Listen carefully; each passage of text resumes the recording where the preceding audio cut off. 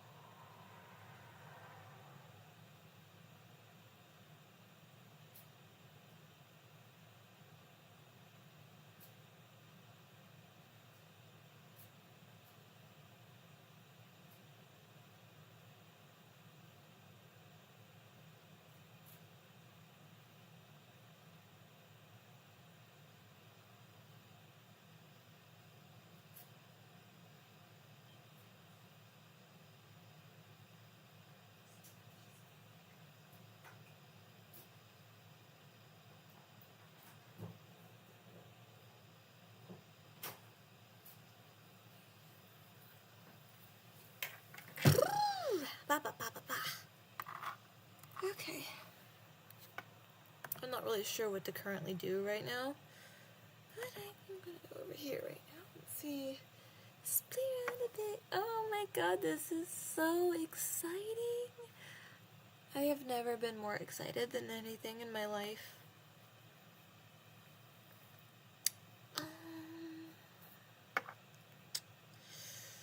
Let's see what we can do for lighting. Goodness.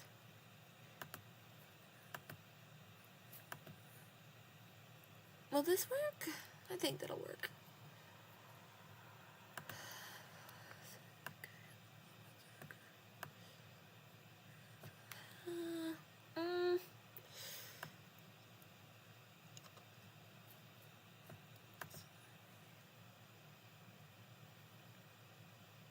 I don't know how that works.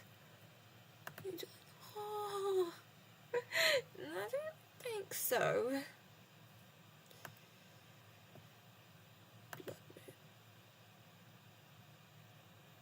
Damn.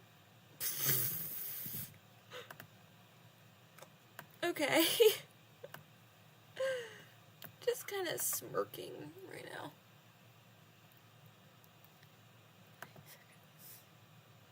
What does that do? I don't know. Let's take a photo.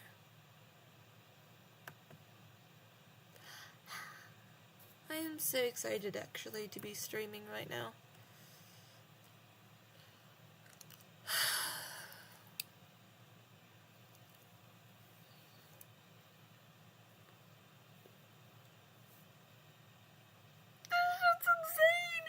Oh my goodness, I am absolutely crazed out by this.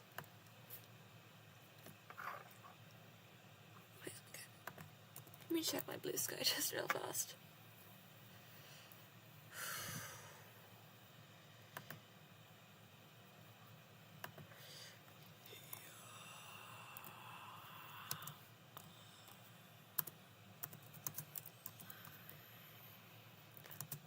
We'll go here.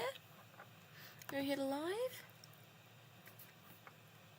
And let me show this.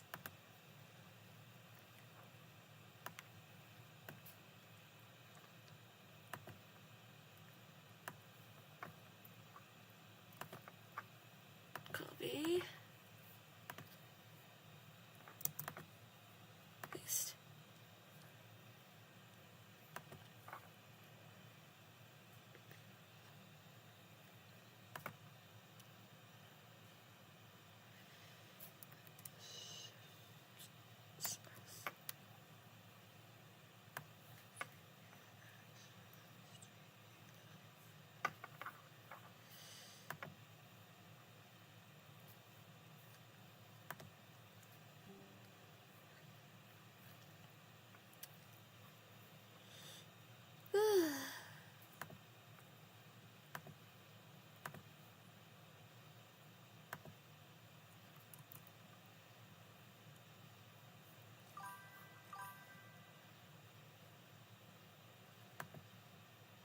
just waved to myself. Because there's nobody else here.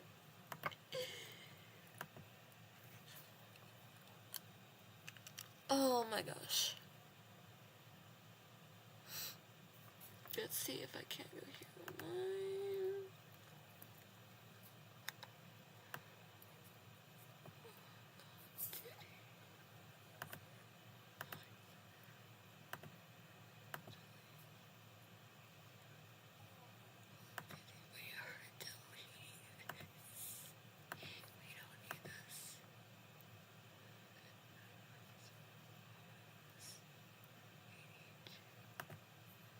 These didn't really get any views, so we're just gonna go through my live streams.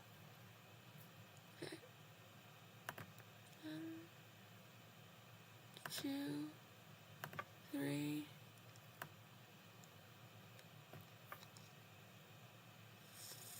4, 5, 6, 7, 8.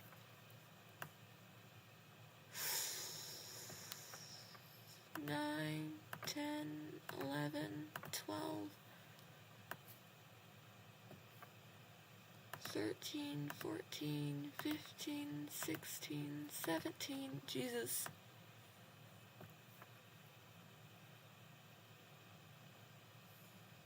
Whatever that number I was on.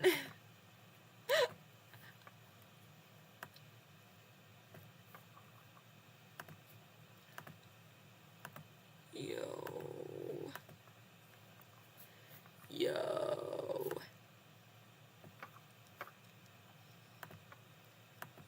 You know what? This just means 28 selected. More actions. Delete those forever.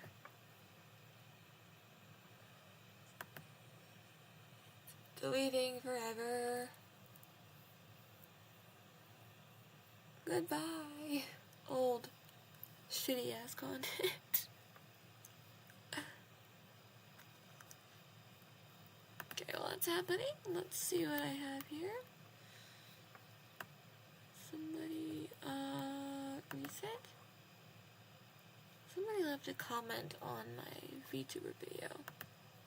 It's already got 16 views.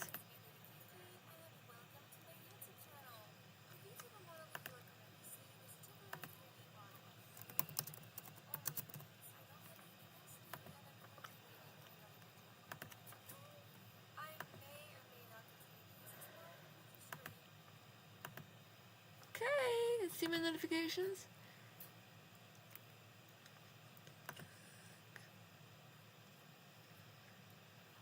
Okay, nothing there.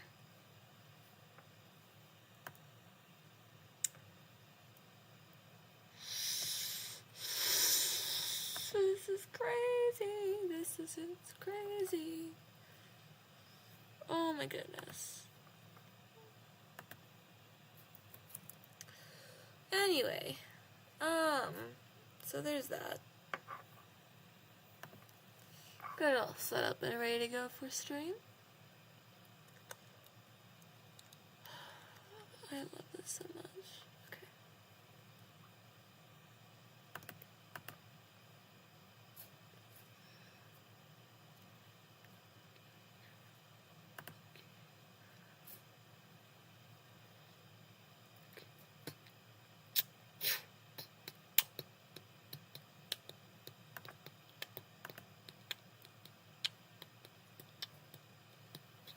Yeah, we're just gonna chill. Here you go.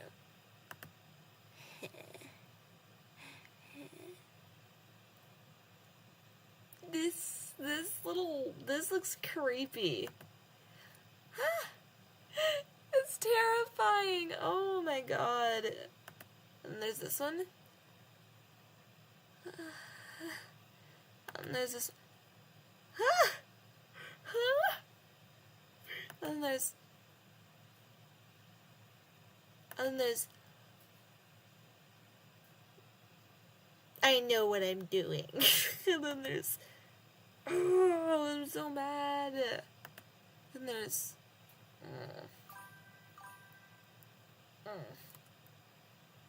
Hello, Notable. Welcome to my stream. It's flustered. Some of these expressions that I have are crazy. And then we have,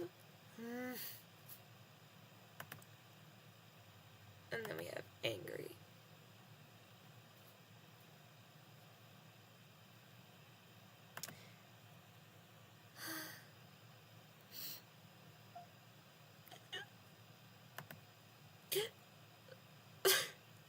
So these expressions, yeah.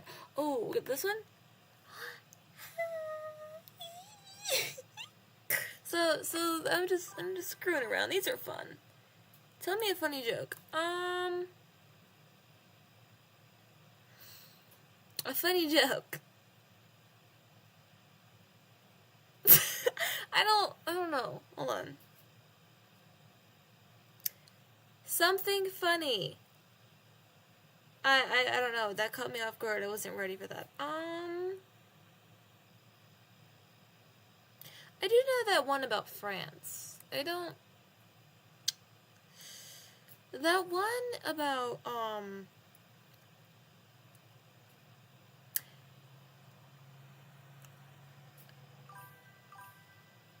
Of course I liked my own vid, bruh.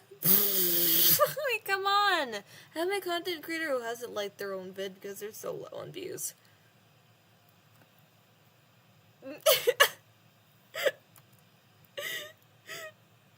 Come on, this is my first VTuber model.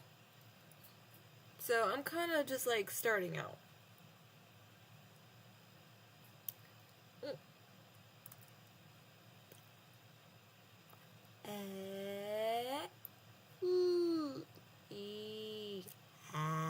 I can't stick my tongue out. Hold on.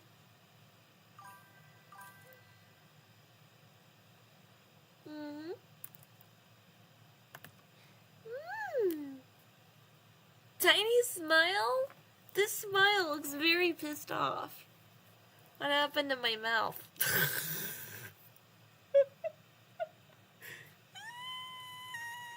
is a little extreme.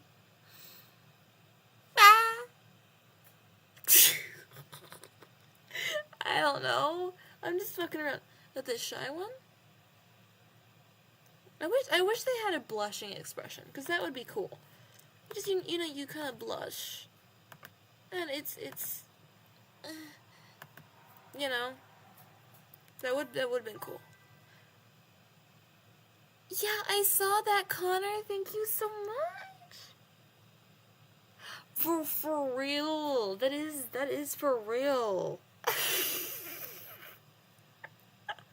I don't know what to start with. Introduction-wise or story-wise, I could tell you, like, stories about my life, but, I don't know where to start. I know some VTubers that are in, like, just chatting are just like, oh yeah, we're just gonna talk about this. Like, how do you even start a conversation? I'm surprised you can.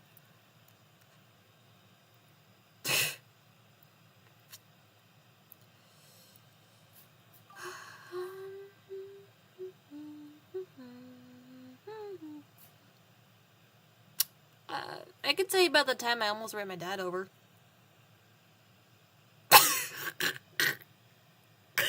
I am serious.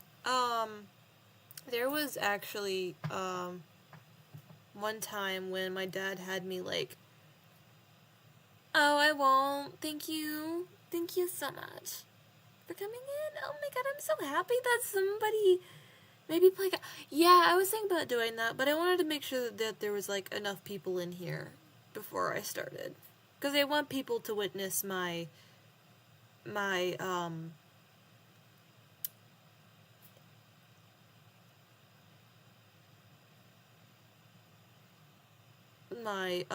failures. My failures. I want them to witness my failures. Yay. You get too shy? Yeah, I get that. I do have Minecraft up here. I got my toes run over before was leaving from a parade. It was this year. I was trying to get inside of the car when my mom backed up, and I was like, oh my god, you poor baby, are you okay? Are you okay? What? Are you okay?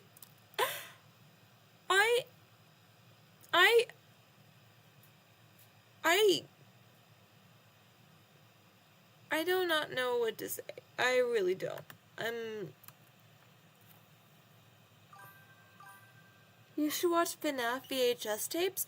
You know what? That's a good idea. That's a great idea. I like that idea. You know what? You're smart. Oh, dear God. Whew. Are you okay, though? Like, holy fuck, your toe. What do you mean your toes got ran over? Bro. You people. You know what we should do? I've heard of Life of Luxury. Do you want to react to that? Oh my gosh. I hope you're feeling better. I hope you get better. That was like, holy shit. So yeah, let's react to Life of Luxury. I was thinking we could do that. Let me open up YouTube, bro.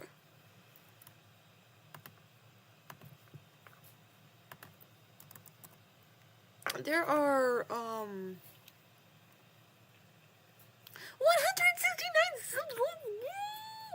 Let's go, let's go, let's go, let's go, let's go. Oh my gosh. Bro.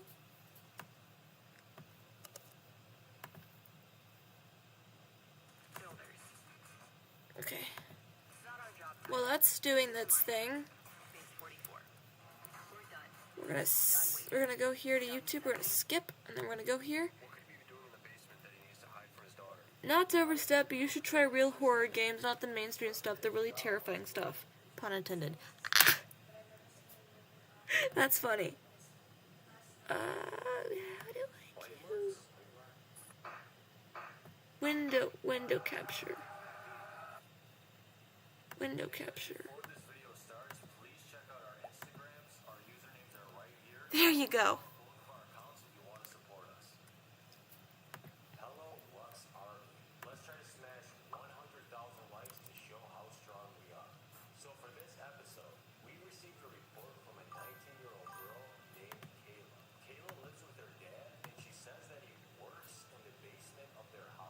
Ooh, that sounds like fun.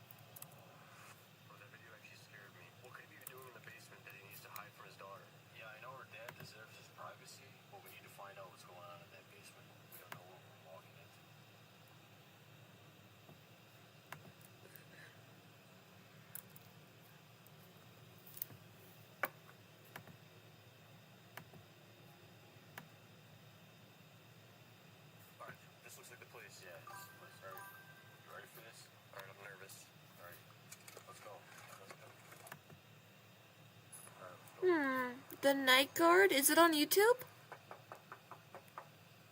is this the right place? Is that her? Hi. Kayla, nice to meet you. He looks like a dollar store stereotype of a car salesman. Okay, Kayla, I think we're going to sit down with you. Okay, so can you explain to us more what's been going on? You think there's something in the basement? I didn't think it's moving down there. From last night, I thought there was something in my room, under my bed. What? I mean, not to be rude, but it seems like you sound a little bit paranoid. Why do you think that they've been coming? Bruh. After everything you've done, you telling her that she sounds paranoid? Are those white alerts? Yeah, I can. I will. I don't know. It's creeping me out. Don't jump to any conclusions yet. You know, that could just be a scratch or something on your bed. One more thing. I saw something in my closet a couple nights ago, and I suddenly started feeling dizzy, and I swear I saw something crawling up here. Are you sure that this wasn't just some sort of dream? I don't know. It's been feeling kind of sick. This is kind of freaky. I want to see what's going on in the basement. Yeah, Caleb, what's your dad's job? Why is he working in the basement? He said he's a surgeon, but I've never seen him work in a hospital, only in the basement. What? Doesn't make any sense. Why would he be working in the basement in the first place if he was a surgeon? Cameras, so we can That's kind of sus, bro. go to sleep like you normally do. We'll be waiting in the Da- car watching this. Dude, how many people have died in your videos? Like, go to sleep like you normally did, bruh. Let's check out that basement.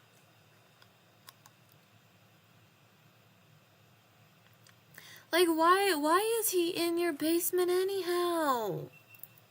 Put this camera here. You're not letting this guy in your house. So you want to try to put a camera in the basement? Yeah. Fact that only I am in the chat, but how are you doing? I'm doing good. I'm doing good. What the hell? Alright, whatever. I guess we can't put a camera in the basement. No, okay, that's fine. No, Chibo must have left us. Caleb's room? That's okay. No, Chibo. No, Chibo. Can we put a camera in your room?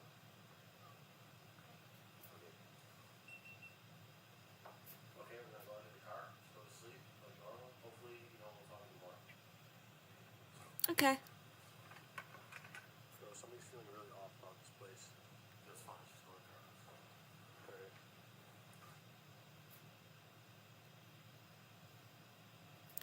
I got a challenge for you. Most VTubers do said the same uninspiring jazz. There's a video called The Dark Disturbing Video Games, Iceberg Explained by Monomania. I dare you to try playing them. I could, but I don't really have that much access considering I'm kind of sort of using a computer that blocks everything. I'll wake you up if I see it. Alright. But I'll see what I can do. Once I get like a regular PC, I will.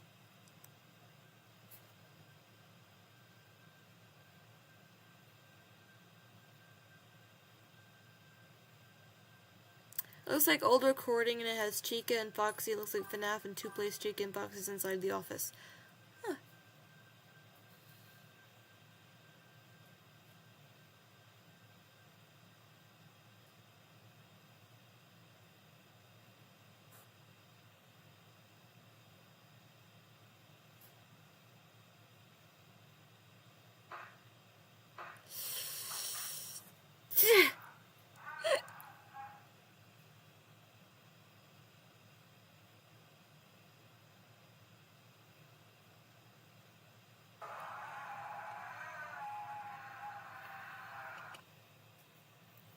Okay.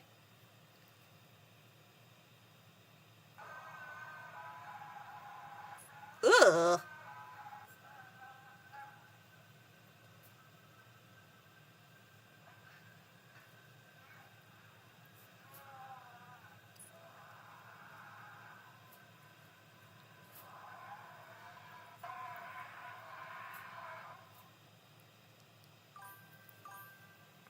Yeah. Is that better?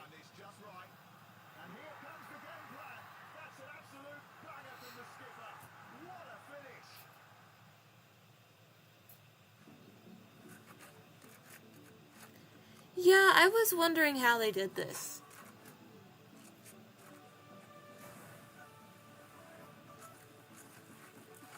Oh shit, we're on an ad.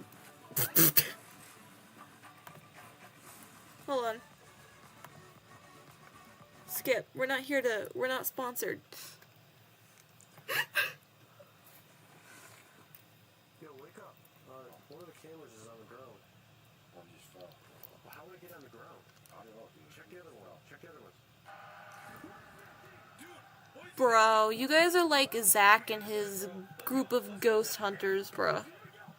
Fake. Fake.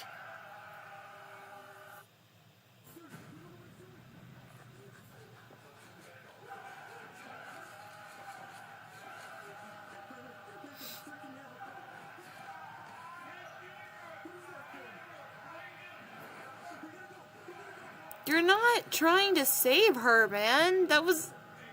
Bruh.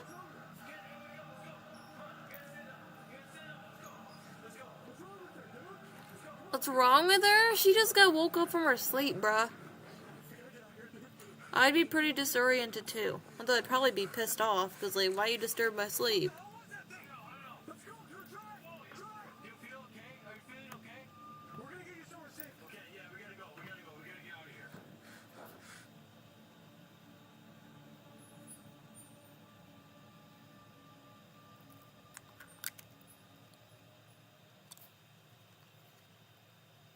Hello. Hey guys, thank you for watching this video. If this Bruh. 100,000 likes, we'll release the next episode. The video's over now, so you don't need to keep watching. But here's some footage from our new... I don't care. Dude, I love how after, like, every video, he's just like, oh, can you subscribe? Can you subscribe? Like, that's obviously staged, dude. We can see that.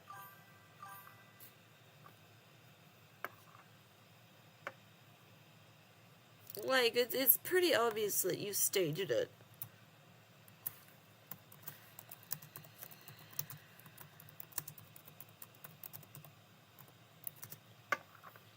I can't spell.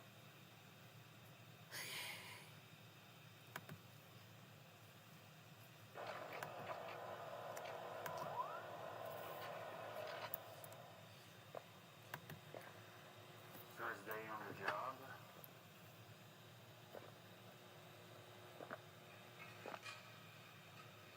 And these are supposed to be for kids. Somehow.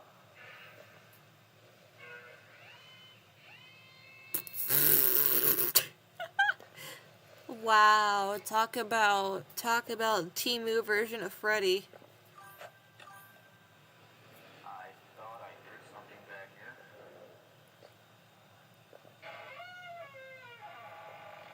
Jesus, what is that smell? Dead bodies. They just left the old ones rotting back here. Suits don't rot, it's the bodies in the suit.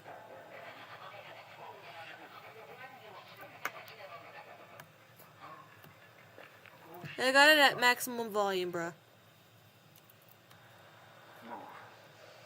I don't want it to be too loud, my parents are sleeping. Back in the office, safe and sound, right? Management told me these things wander around at night because of their advanced roaming features. That they build them with giant metal teeth. So what do I know? You should know you should have never taken the job to begin with, dumbass.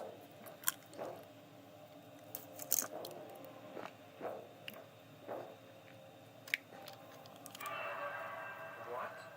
How did he get there? This doesn't seem like wandering around anymore. This looks like hunting. Yep. That's Foxy. That's Foxy? What happened to him? It looks like he's on steroids or something.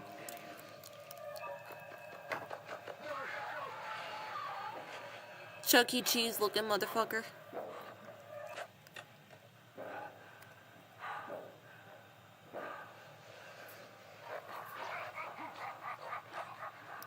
Well, these guys do look like they came from Chuck E. Cheese. Except for that guy.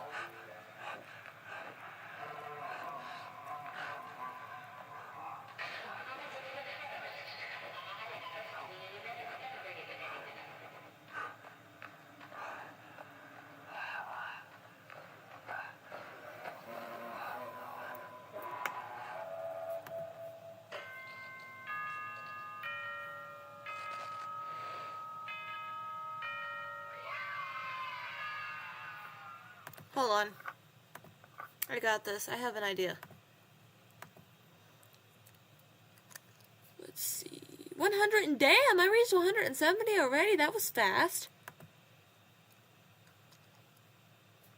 Holy fuck, dude. Content. Live. Edit. 500 500 sub goal. Try not to be scared. Challenge. Hashtag viral video. Hashtag live stream. Hashtag horror stories. Save. Okay.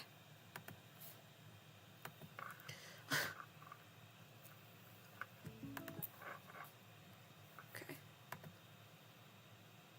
Canva Magic Layers can turn any flat image into an editable design. Still staying up late gaming solo? With Hacko AI, get the ultimate companion for your play.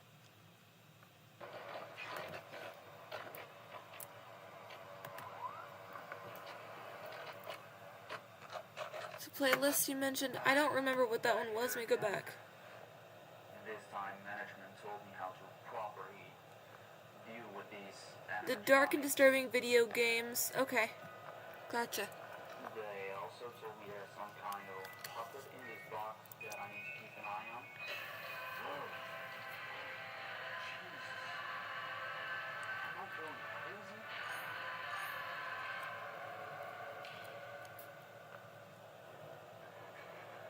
Man, I've got goosebumps. Goosebumps. Let's go. Gosh, I will never get used to the smell of this room. Why are you still in the job? Like the first day, my ass would quit. My ass knows better.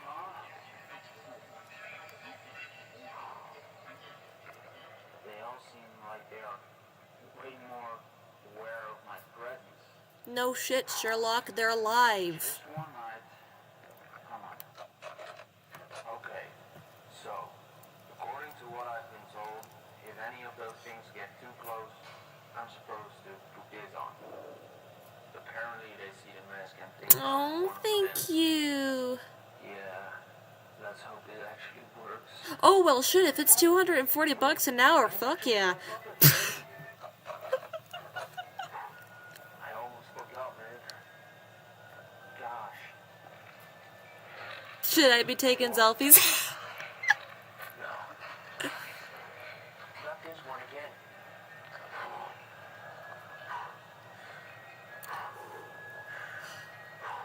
Stay calm. Oh. Chuck E. Cheese, motherfucker. I think that this whole FNAF story was inspired by Chuck E. Cheese, because apparently there was a murder in real life. I'd have to look it up. Okay. I gotta figure this out real quick. So I'll put the camera right here. Okay, here. I think it's working. Ah. Okay. Oh, thank you, Connor. That's so sweet. They are Mwah. definitely. Gotta get here. Gotta get here.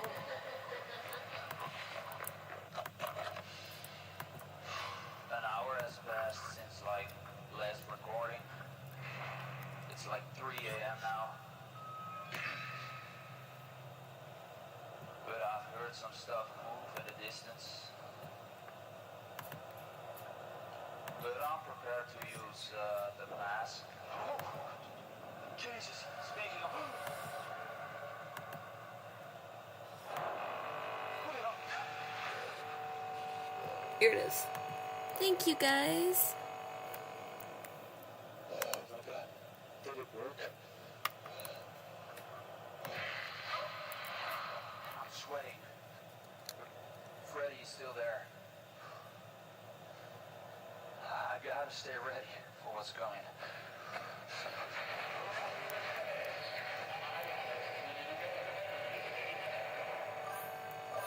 Burns. They're getting active now as well. The this one. They're friendly. Come on, they only want a hug. I just gotta wait here. Right?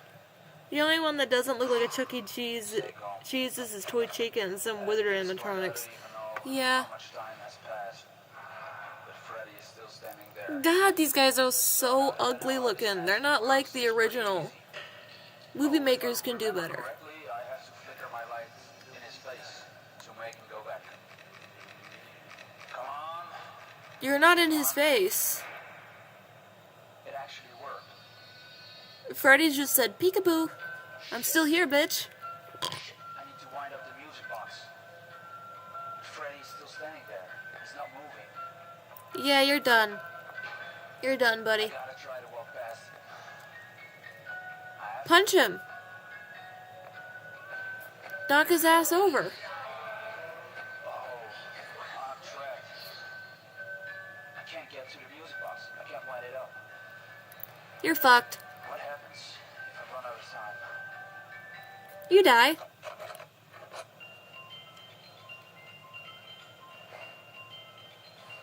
I'm still trapped in here. I don't know how much time I got left.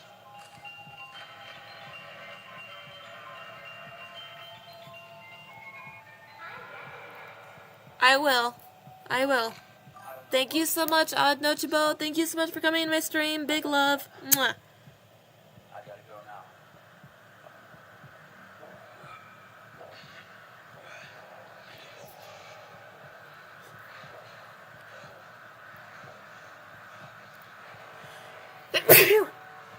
This dumbass doesn't know. Okay, I was gonna say, you should just go through the vent, you dumbass.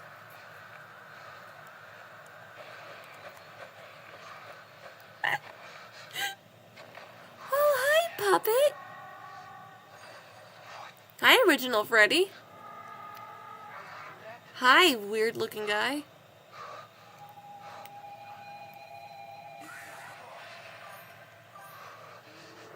Yeah, she's alright. Oh my god, Puppet looks like he was photoshopped.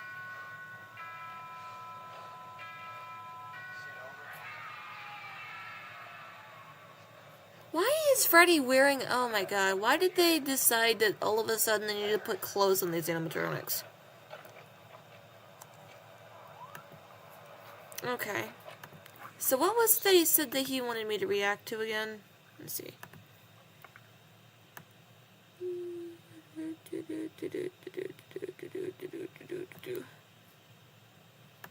The dark and disturbing video games. Iceberg explained by Monomia. Okay, hold on.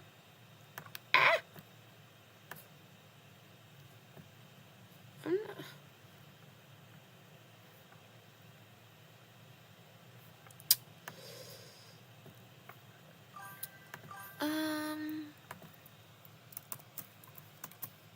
The dark and disturbing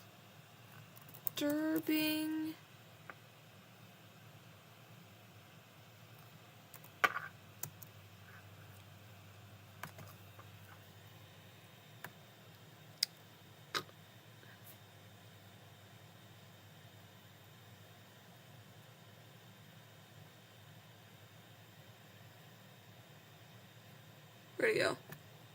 It's in here somewhere.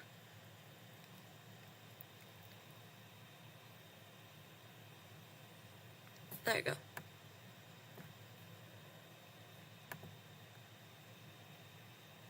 Video games, Iceberg explained by copy. Scroll back down. Okay. Paste. Oh, cut the V off.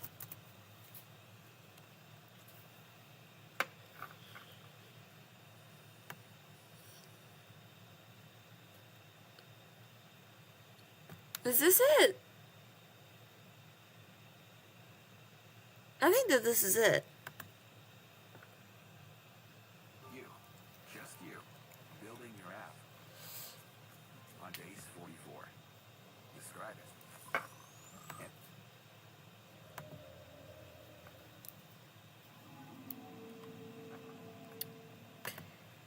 Video games take an incredibly long time to create, Even the most simple-looking games can take months or years to develop.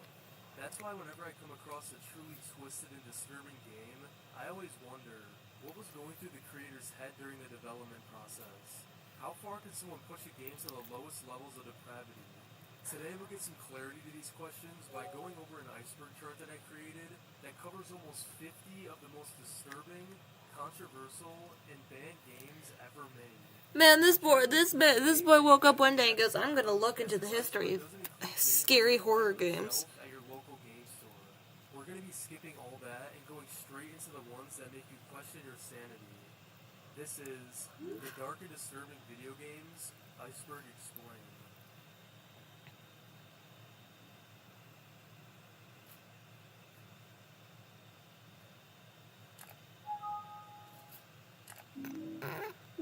These files might be harmful to your computer. Okay.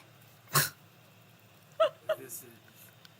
Visage is a first-person psychological horror game developed by Sad Square Studio. Visage is Sad Square's first title and was started as a Kickstarter campaign in 2016 before receiving a ton of support and finally releasing to PlayStation, Xbox, and Steam in late 2020. The game starts with a playable character named Dwayne Anderson taking the lives of his wife and 2 children with a gun before turning it on himself. Dwayne then wakes up in an empty room in his house where he just took the lives of his family. As you navigate throughout the home, you'll notice supernatural things occurring like lights flickering, Oh my strange gosh. noises coming from nowhere, and doors opening all on their own. All of the clocks in the home are stuck at 3:33 a.m., and Dwayne himself doesn't appear to have any arms or legs and can't even see himself in any of the mirrors present throughout the house, alluding to the fact that we're experiencing purgatory itself through this house. It increasingly becomes tougher to navigate the home as not only the spirits of your family start to haunt you, but the past residents of the home who are now deceased will come out to haunt you as well. I was gonna say, what You learn happened? more What? about these past residents of the house as you progress through the game, and all of their stories are pretty heavy and disturbing.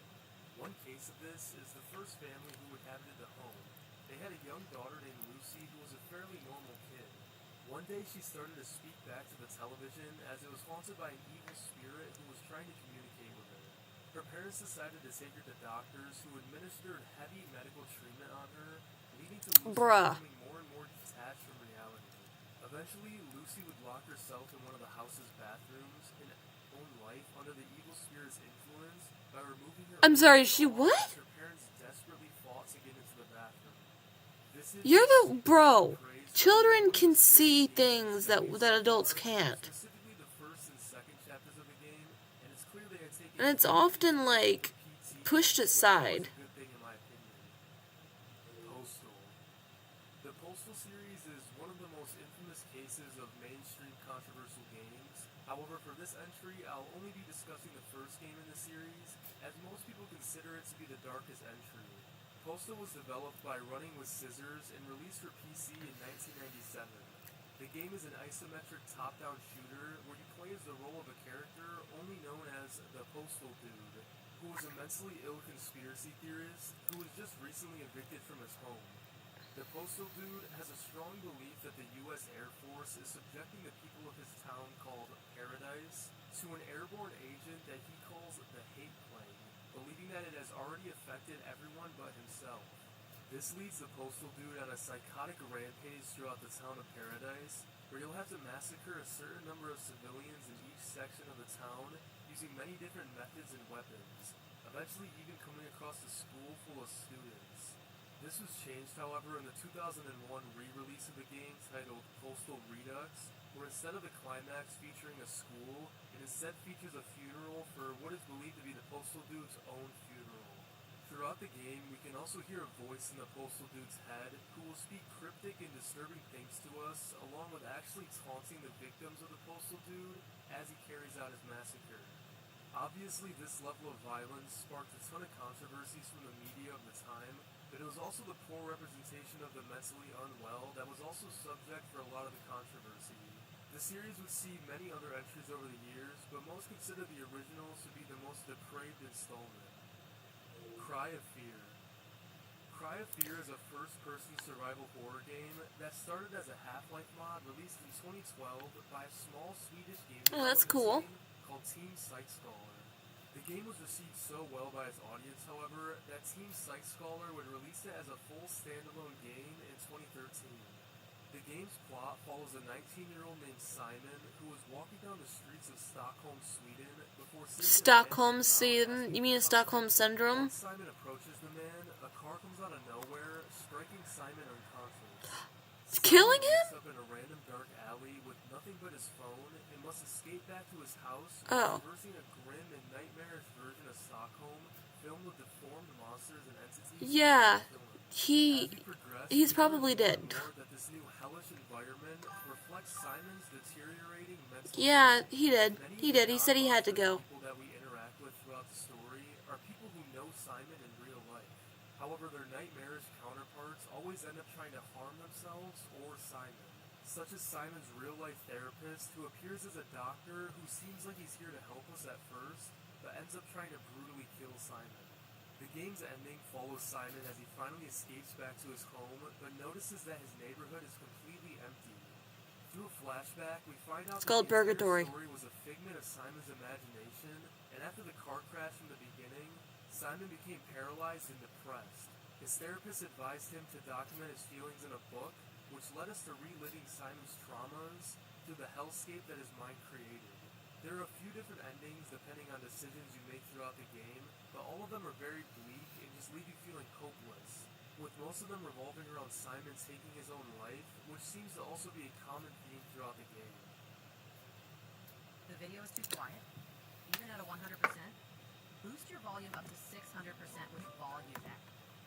Fear and Hunger. Fear and Hunger is a survival horror RPG created by a solo Finnish developer named Miro Havarinen. Miro released the game to PC in late 2018 after providing a demo of the game for the practical portion of his academic thesis. The game allows you to play from 4 different character classes and build a party of NPCs as you explore an ever-changing dark dungeon. The dungeon consists of many morbid and disfigured beasts and monsters, along with many, many traps. Everything is trying to kill you constantly in this game. Even something small like stepping on a nail and not having the correct medical equipment can completely alter one of your runs, and you can lose a limb permanently. Well, There's a sanity that's like getting that iron poisoning in your body after you step on a nail. That's very realistic. I mean, you can even get parasites that deplete your hunger bar faster than normal.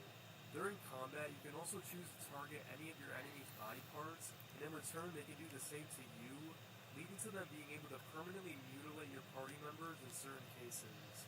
Miro said his main inspirations behind the game were things like Berserk and Dark Souls, which makes a lot of sense given Yeah. the setting, lore, and difficulty of Yeah, the YouTube logo thing is kind kind of... comparisons I've seen someone make about the game was saying it's like the world of Berserk, but you play as a side character. It's okay, some people like to lurk in the chat. 2 Termina would release to Steam, and it's a massive upgrade from the original. This game is a bit different, taking place in 1940s Bohemia instead of medieval Europe, and instead of a dungeon crawler, the sequel takes place during the Festival of Termina, which is a brutal battle royale that lasts multiple days. Whereas the first Fear and Hunger felt more like a survival game rather than a full-blown RPG, the sequel leans more into the RPG and combat mechanics, leading to a different but still gruesome experience. Darkwood. Darkwood is a top-down survival horror game developed by Acid Wizard Studio. The game was in early access starting 2014, before fully releasing in August 2017. The game follows the player as they're trapped in an Eastern European forest that's filled with rot, decay, and a mysterious plague that's causing survivors to turn into different monsters and beasts. These beasts are almost one with the forest, with some of the victims growing directly into different plants, roots, and fungus. When you Oh my deal with other gosh. survivors, they all These seem to horror have creators are all actually quite brilliant. fragmented in cryptic ways, like they're not actually all there. During the day, you must gather resources and supplies scattered throughout many locations. You can use a lot of these resources. You could try playing a bunch of scary games, or like me, make a VTuber model and stuff. In your hideout and must protect yourself as different intruders try to break your defenses and get inside. Darkwood uses no jump Or, scares without music for the most part, and it's do, praised like, for its constant use of funny effective skits whistle. on YouTube. This use of Or you can try the animation route, where you like make a bunch of animations. the outside dark forest is producing as you sit helplessly in your hideout. hunger, Dark Void is an incredibly unforgiving game. Despite being a top-down perspective, you can still only see in the direction your character is looking, and the game can get very dark and fast-paced, especially when the day ends. Give you credit. Thanks for watching the video. No problem.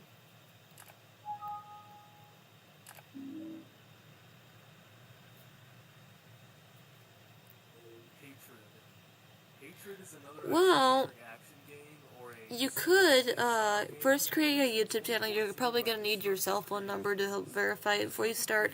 Then you can try to like I would do what I started when I started YouTubing and start like creating a bunch of different stuff. Experiment, see what gets the most views. I started off with art, then tried skits. Sorry, dyslexic. No, that's fine. That happens to me too. must go on a genocidal rampage through the streets of New York City. The playable character also explains that he has no name, and instead he refers to himself as not important or as the antagonist. The actual gameplay plays out exactly as the antagonist described. You must use several different weapons as you violently go from area to area, killing as many civilians and police officers as possible. There's no true narrative or story, and it really feels as the game was created solely for shock value.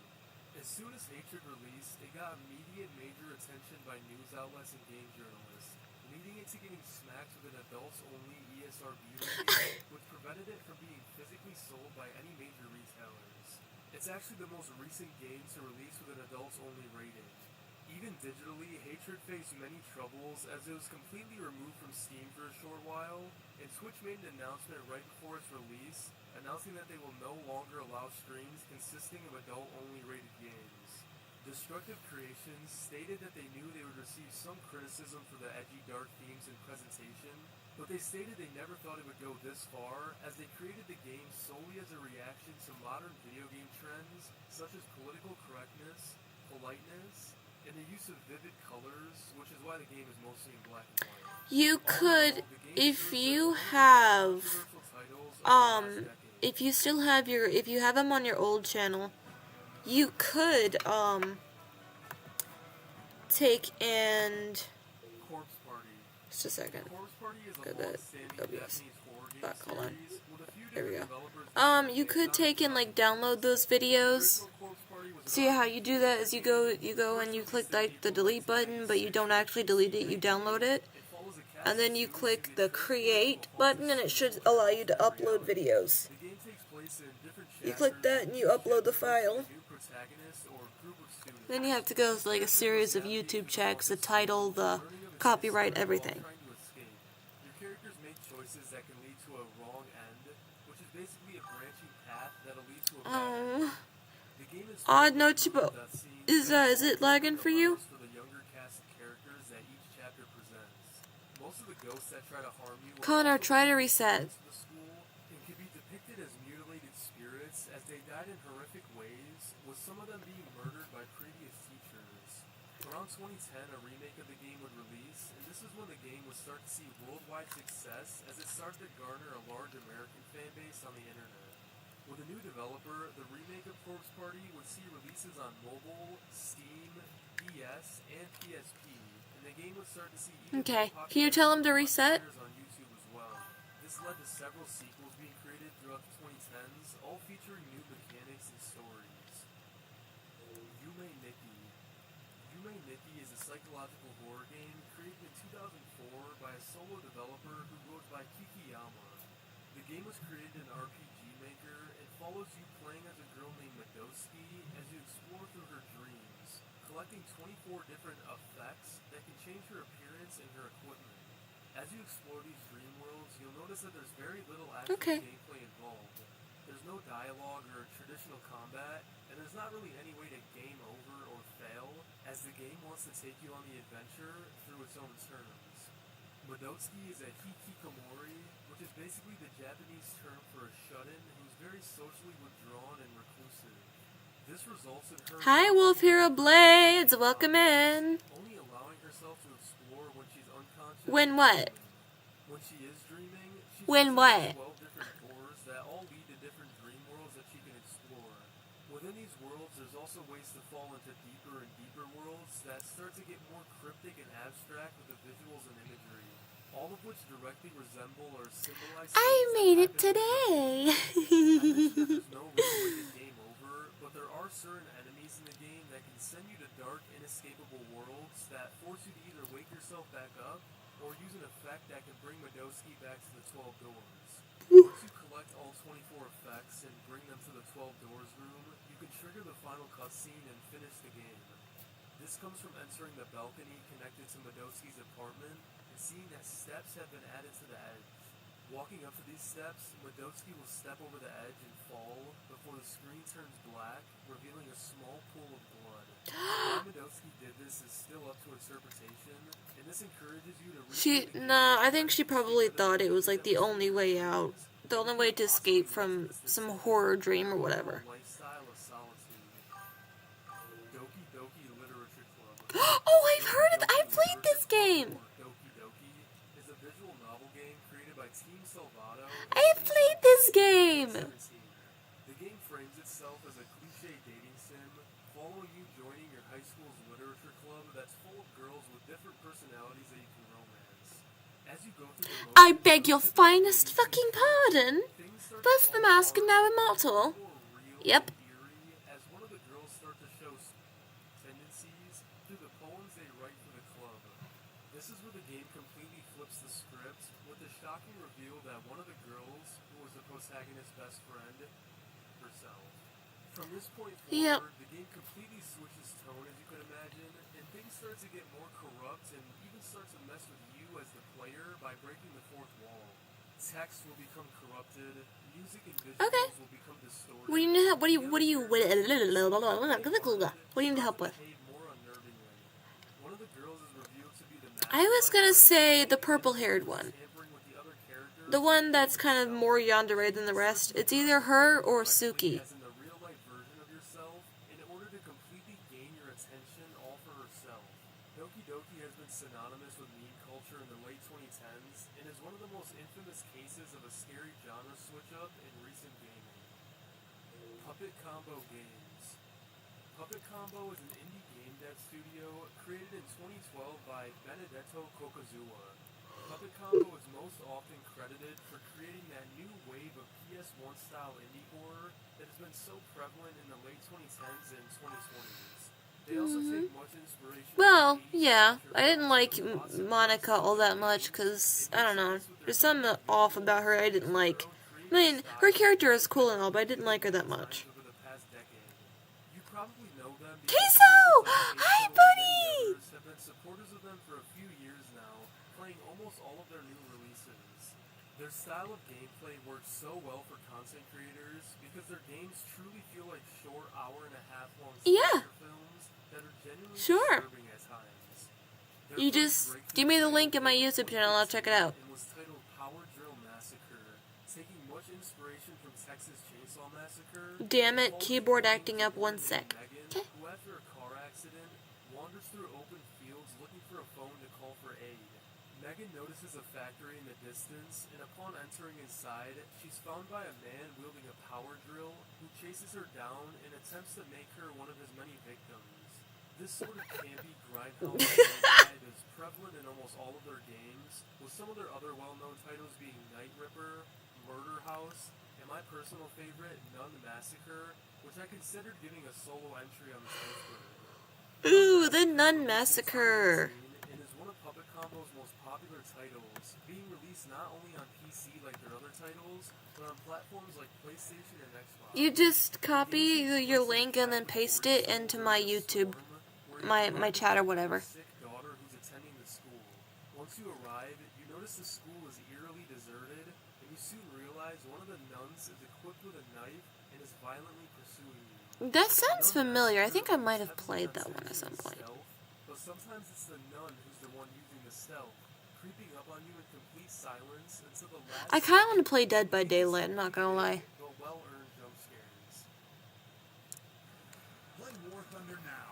Join millions of players across the globe in massive battles on tanks. Lost in Vivo. Lost in Vivo is a psychological horror game developed by indie developer Akuma Kira and released on PC in November 2018. The The game feels a lot like Cry of Fear for me, as both of them seem to have taken a lot of the same inspirations as one another. The game follows you playing as an unnamed and unseen protagonist that ventures into a sewer system to rescue your service dog that gets washed away by a storm. As you press on through the sewer system, the environment gets more and more claustrophobic as reality completely starts to cave in on itself. This is done intentionally, as it's revealed that the protagonist has claustrophobia and is undergoing vivo exposure therapy for it. Ooh, claustrophobia. Oneself to a phobia to hopefully desensitize oneself to it. Hence the name of the game being Lost in Vivo. The game uses this tight underground environment to toy with you and the protagonist by using subtle changes in the environment and visuals, distorted audio, and even full-blown fourth wall breaks. While the game is a survival horror game and has combat and monsters, it's less about that and more about getting intimate with your own personal traumas with an emphasis on mental illness, grief, and isolation.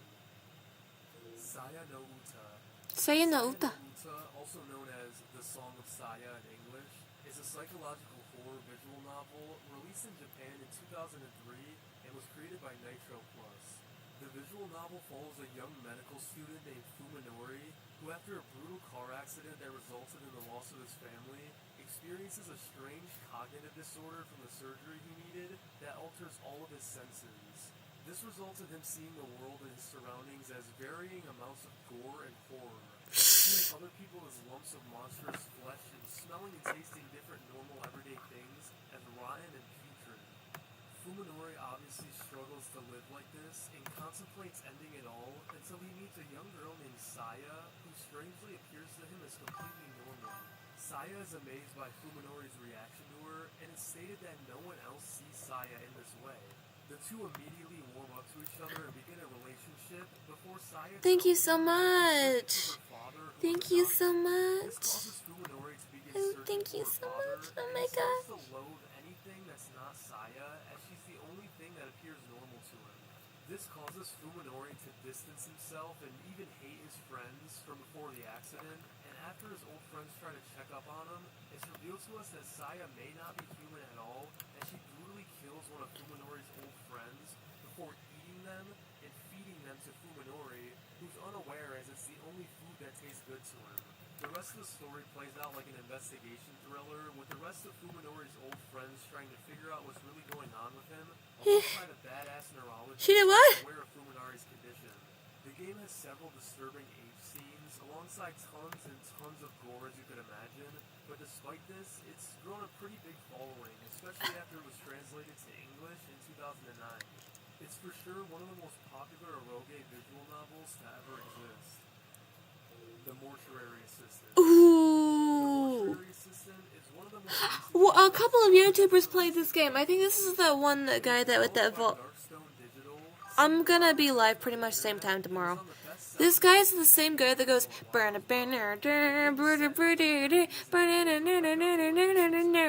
That's funny. That's funny. I remember it because this is the game where that guy went viral for that. Playing as Rebecca, you must perform a checklist of different tasks and duties to embalm different corpses, and all these animations are scarily realistic, with praise from actual morticians who reached out to the developer. During an emergency night shift, Raymond locks you in the mortuary and informs you that a demon is using one of the cadavers to possess you. You must embalm and perform your task on each corpse to determine what body the demon is taking hold of, and then incinerate the body to exorcise the demon. This is happening all while the demon starts to haunt the mortuary and becomes more and more aggressive as the nights go on. The demon will start to play visual and audio tricks on you, and even begin to appear in different corners of the office to torment you. The game Yeah, I is think I've played classified this to one. different I played tricks this and one snares depending on one if time it's before. a playthrough or not.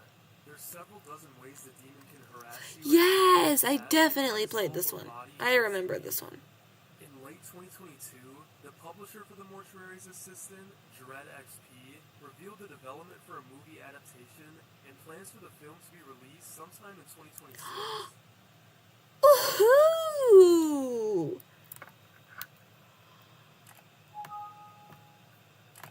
That sounds cool. I gotta see the movie now. That sounds way awesome. This War of Mine is a survival strategy management game created by 11-Bit Studios and was released in November 2014. You control a group of civilians who must survive a fictional war in the city of Pogorin Grasnavia. This city is very gray and bleak, and during the night you have to gather tools and materials. Jesus Christ, you're subscribed on 47 accounts to me? Thank you. Thank you. Oh my gosh. Thank you so much.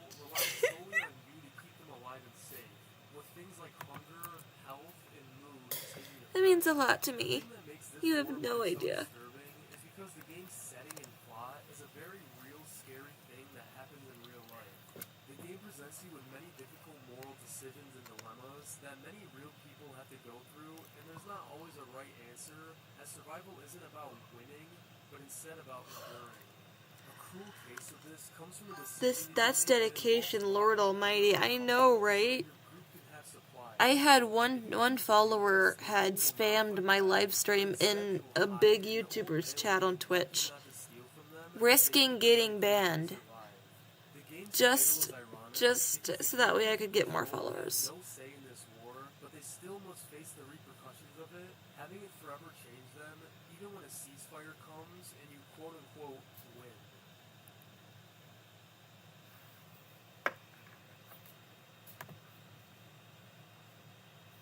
A new Planet Fitness is Bruh. open near you, and you can join for just $1 down, $15 a month. World of Horror. World of Horror is one of the most recently released games on this iceberg, releasing only a couple years ago in 2023. The game was developed by Pavel Kosminski and was created in the game making. You should react to, I remember, World of Horror is a you should react to Low-Key Got Diddy, AK Catfish, until you agree with the show. playing through 5 differently partially randomized mysteries. These mysteries have you play as a group of characters Okay. who must find one of No, 5 see ya, noticeable. The characters want to reach this locked lighthouse in order to defeat one of several possible Cthulhu-inspired old gods that are threatening to destroy the town.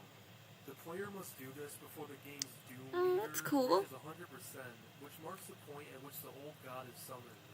Doom increases each time the player takes an action, and can increase further as a result of certain events.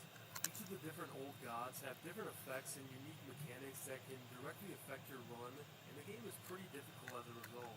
While the game consists of a lot of text and menus with stylized pixel art, the game still makes use of this. This is like some kind of manga, that's cool. Unsettling scenes, consisting of some unsettling body horror. I mean, it wouldn't be a Junji Ito-inspired game without some good old fleshy body horror. Agony. Agony is Let's not do that, Connor. and released in 2018 to some questionable reviews and controversy.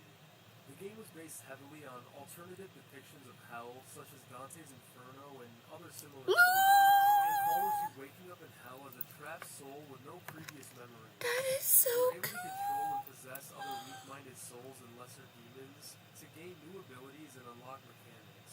It slowly revealed that your backstory was that you were once a king of an ancient land who made a deal with a being known as the Red Goddess, who was a creator of Oh, hell Satan, itself. but as a woman. As you continue through Nice. hell, you discover a possibility of escaping through the aid of the Red Goddess. So you must solve puzzles and That's avoid okay, other Connor. demons to reach the Red Goddess's lair to learn how to be set free from hell. There was originally a Repent? violence throughout the game, which led to Agony being slapped with an AO rating from the ESRB, which would have affected sales dramatically. This led to the developers toning the game down drastically for the official release, but they were still able to get an unrated version out on Steam a few months later. The original release, despite being rated M, was still very gory, with critics stating the game's overuse of gore makes the player desensitized to the experience. This is one of those cases where the game is inherently disturbing and shocking, but to the point of overdoing it and creating a not-so-good game in the process. The Path. The Path is a psychological horror game developed by Tale of Tales and released in March 2009. The Path was inspired by several versions of the Little Red Riding Hood fairy tale, and by several different folklore and fairy tale tropes in general. The game follows you choosing between 6 different sisters who are all different ages. The sisters are sent one by one on errands by their mother to see their sick Aww, grandmother. we should get some rest, Wolf. I know that exhaustion. I am a content creator. Are you eating something? No, I just put my retainer back in. Very stylized colorful despite being packaged as a horror game, which is something I think is very unique. The game uses these vibrant colors to actually persuade you off the main path and to explore around the woods and interact with different items. This is where you'll eventually meet the big bad wolf, which is portrayed differently depending on what sister you're playing as. The wolf's forms represent vulnerabilities and hardships that are associated with the stages of childhood and what a girl might go through at that given age. What this looks like is, for instance, Oh, the yeah, I sister get that. named Ruby encounters a wolf portrayed as an attractive, charming man that persuades her into smoking. This wolf represents peer pressure and the desire to impress those around you. The 13-year-old sister named Ginger is surprised and spooked by a girl in a red dress that persuades her to play with her in a large meadow filled with red flowers. This wolf represents womanhood and the surprising, sometimes scary changes that a girl's body goes through at Ginger's age, if you catch what I'm trying to say. All of the encounters with the big bad wolves result in the sisters waking up in front of the grandma's house. Talk about change. You got my period for my 13th birthday, man. To symbolize what the sisters just previously went through. Some of the sisters go through some pretty shocking and unnerving things, which result in Grandma's house changing into some pretty scary imagery. The Path is a very unique psychological horror game that may not even unsettle you upon your first playthrough. Only once you piece together what something represents can you understand the true disturbing nature of what you just played through. JFK Reloaded. JFK Reloaded is a 2004 simulation game created by Traffic Software, created with the purpose to uphold the Warren Commission, which was the claim that Lee Harvey Oswald acted alone in the assassination of John F. Kennedy. As you can imagine, you take direct control of Lee Harvey Oswald from a first-person perspective as you try to perfectly recreate the assassination as it happened in real life. The game has a detailed physics engine that replicates bullet trajectory and the reactions of everyone involved in the attack. After each attempt, you'll receive a detailed score based on how accurately your attempts align with the real-life account based on the Warren Commission. This will include things like timing, bullet trajectory, and the reactions of others. The game also has a chaos meter that controls how panicked the characters in the game react to your actions, and a lot of firearm experts and safety professionals claim the game's physics and design is very accurate and claim it to be a good piece of educational simulation. The game was released on November 22nd, 2004, which was the 41st anniversary of the actual attack, and after release, the game took on immediate criticism and controversy. Many of this came from public figures like U.S. Senator John Lieberman and actual members of the Kennedy family who claimed the game was exploiting the real-life tragedy for entertainment purposes. Traffic Games responded to this by claiming the game was created for Not necessarily. If you're using a Windows computer, you can do Windows Shift R and then you can screen record. And then it gives you the option to edit clipchamp. offered a $100,000 prize to whoever could get a perfect score of 1,000, but no one has ever There's already a screen recorder app in your computer. Imagine Oh, Phasmophobia! I love that game. Meet Base 44. I know, I'm actually really intrigued by this video and just kind of like reacting to it and all that. is a point-and-click adventure game created by Sierra Online in 1995. You may be familiar with Sierra Online, as they also created the King's Quest series, and Phantasmagoria, like King's Quest, was also written by Roberto Williams. Oh. Williams claimed that Phantasmagoria was the next breakthrough for horror media, and she had a 550-page script alongside a $4.5 million budget for the project, which was just massive for the time. The game consists of the full motion video style graphics that a lot of games started to lean towards in the mid to late 90s, giving the game a much more uncanny feel to it. There's a novelist named Adrian Delaney.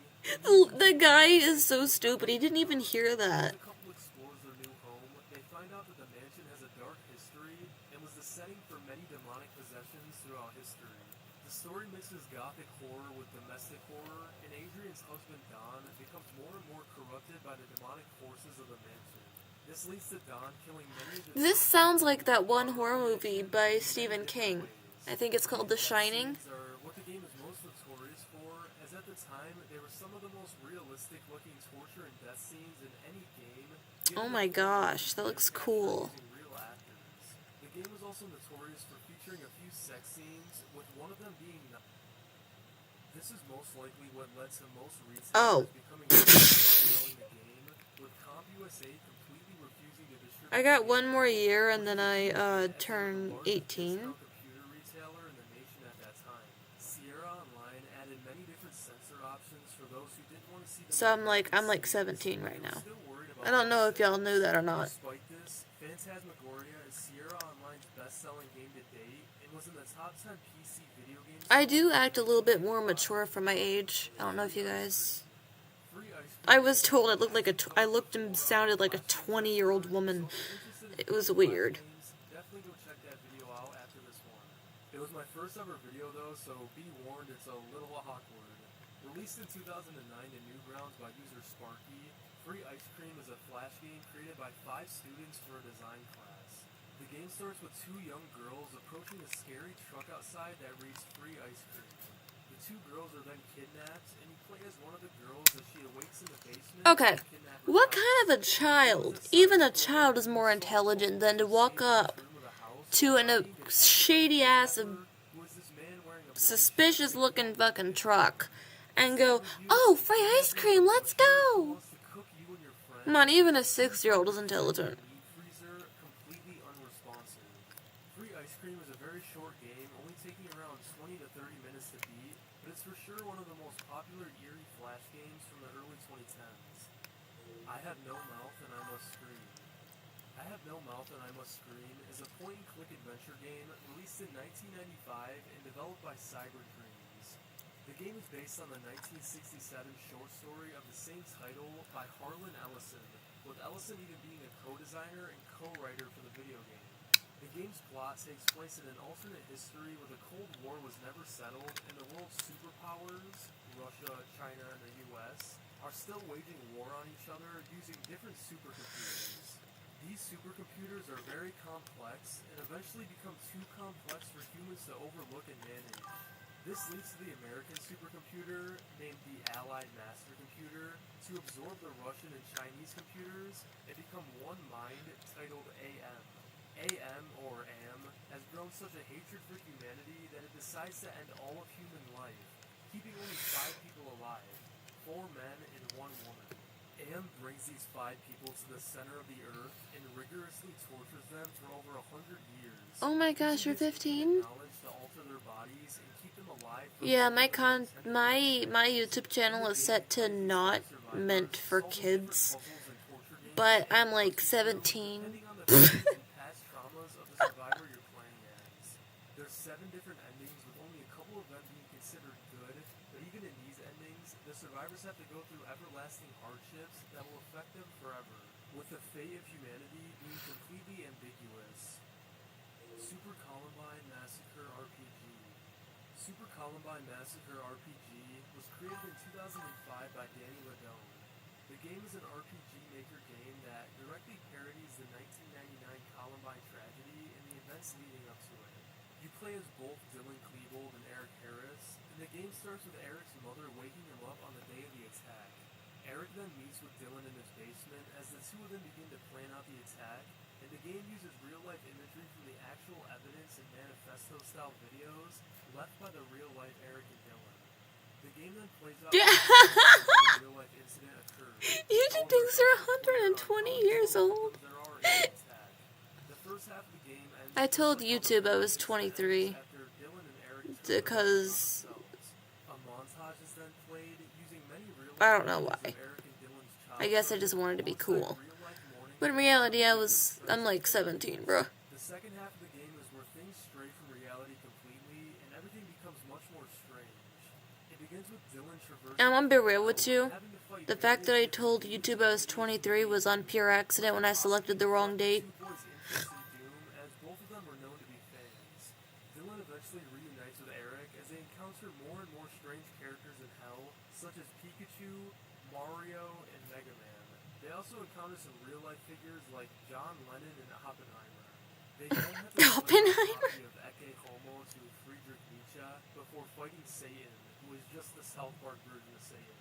Once the 2 beat Satan, they return to Earth. Hey, it's not my fault I accidentally selected the wrong date. During this press I mean- conference, the dialogue is a direct sat after the real-life event by the media, poking fun at how the media scapegoated things like violent video games or music that the boys listened to. After its initial release, many Is that Alice? come to the game in the following years, claiming it perpetuates their claims that violent video games cause real-life violence and negativity. The developer Danny Ladone Not true. Not necessarily. work of art, even going on in 2008 to make a documentary about the game and his vision.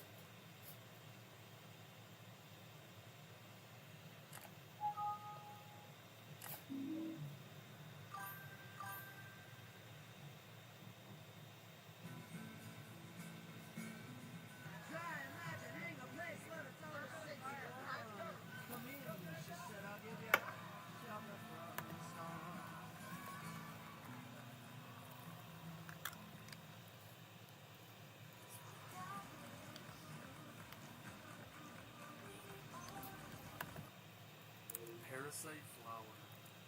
All of the games from here on out on the Iceberg are going to deal with some heavier stuff, and I'll have to be more vague in my wording, but I'll still try to be as clear as possible.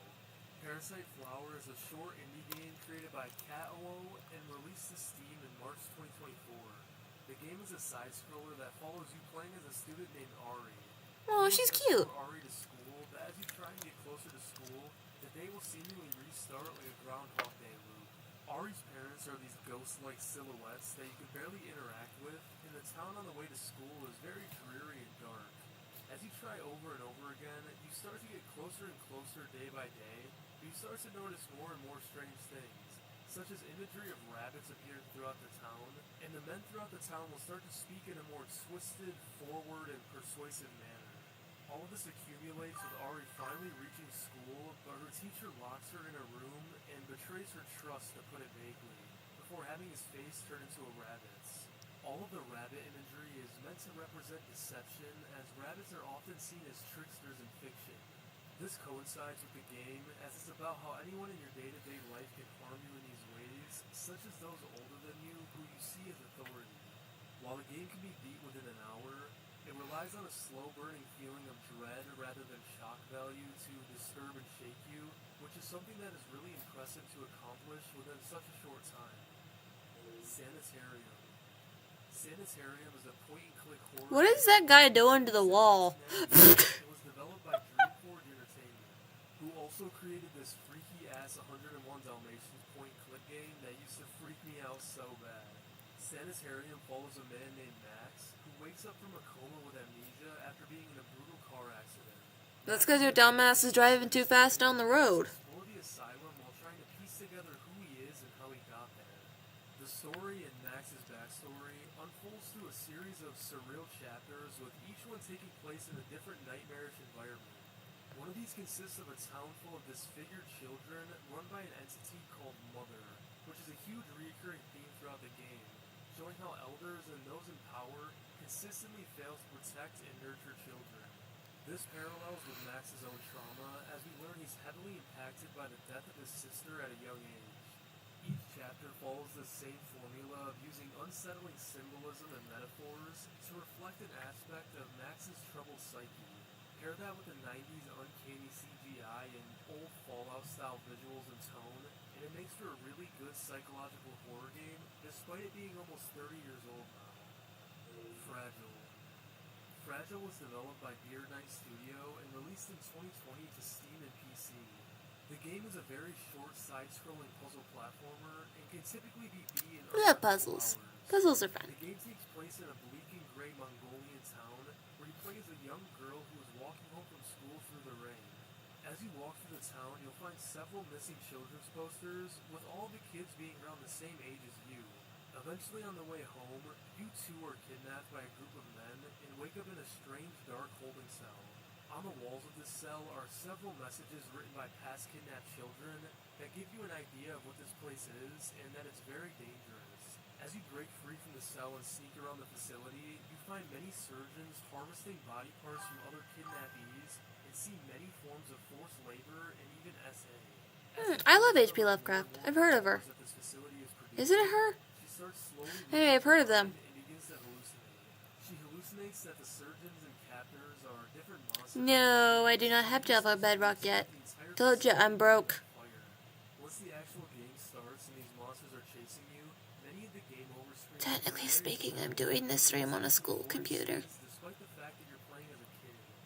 The game So it's got admin restrictions. depending on how you treat the girl's troubled mental state. Him. Oh, HP Lovecraft. PTSD Ooh. after escaping and seeing her own father as one of the monsters, despite him being one of the only good people in the entire game. Hong Kong 97. Hong Kong 97 is an arcade-style shoot-'em-up game developed by Happysoft and released in Japan in 1995 for the Super Famicom. The game is an extreme satire on the video game industry and Chinese politics. I'm sorry, I keep getting distracted by my own tail. Look at it. It's a wagon. That's so cool. Terrible gameplay as well. The game is centered around the handoff Thing called job. of the United Kingdom, which occurred in July 1997. The Hong Kong government I'm American. character that you play as named Shin, who was for I don't know what some Homeland reason Security a is. relative of Bruce Lee, and sends him to kill the entire population of China as they're worried about the increased crime rates due to immigration. During this, Tong Xiaoping, who was a parody of the then Chinese leader Deng Xiaoping, is resurrected by a secret project by the Chinese government as the ultimate weapon, or the final boss, and is then sent to stop Shin. The game is notoriously hard and seems like it almost doesn't want you to complete it, as once you defeat Tong Xiaoping, the game just repeats infinitely until you lose or turn it off. The game only sold a few dozen copies at the time, as it was being sold underground, and I mean, the game itself is not great. It was obviously controversial because of its depictions of politics of the time and use of real-life political figures, but the real reason it's still talked about today and is featured on this iceberg is a game over screen that shows a real-life dead body. This body was unidentified for a really long time until 2019, where it was revealed to be from a 1994 war documentary titled Death File Yellow. I'm still not sure why it was used in the game over screen from Hong Kong 97, but my guess is it was just there for shock value.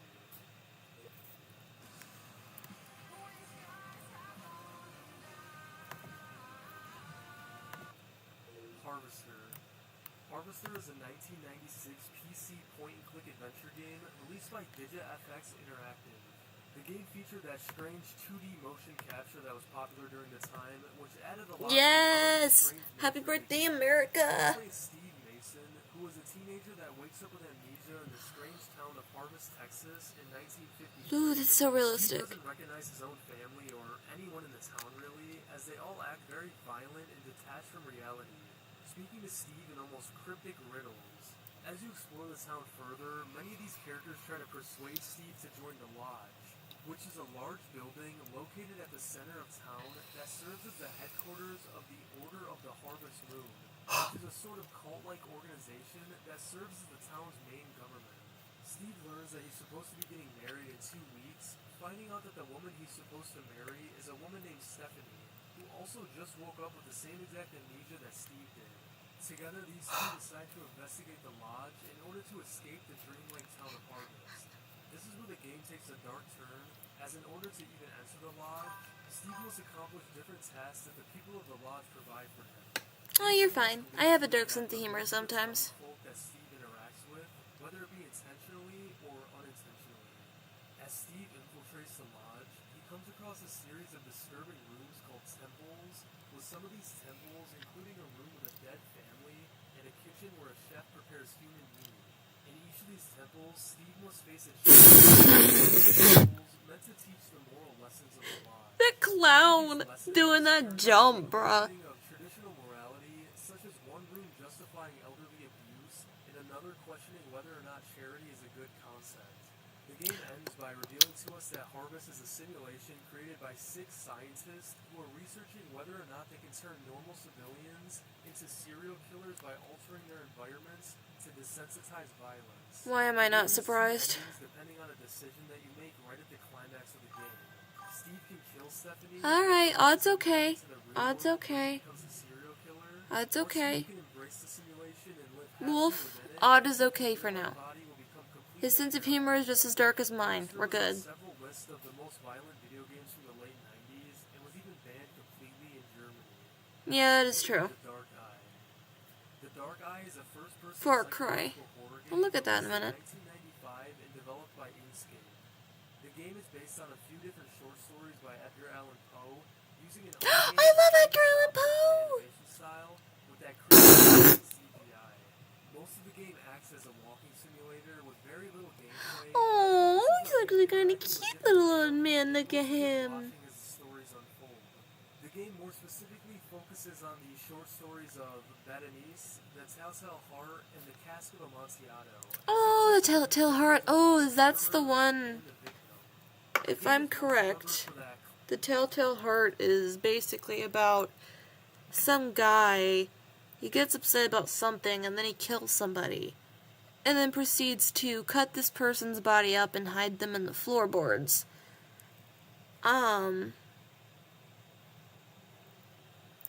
The police come in and is like questioning him basically, and he's just like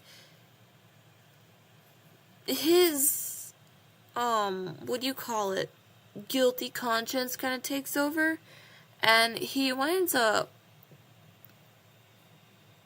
I think, confessing or whatever. I mean, he was doing so good at first, and then his guilty conscience took over. It describes it in quite detail about how his heart beats faster or whatever. I read Edgar Allan Poe in school, and I actually quite loved him. He's actually my favorite. I guess I'm just like really into like dark, spooky things more than I am into anything else. That I mentioned earlier, as it's genuinely unnerving watching these lifelike clay figures act out these horrific short stories. I mean, look at this guy.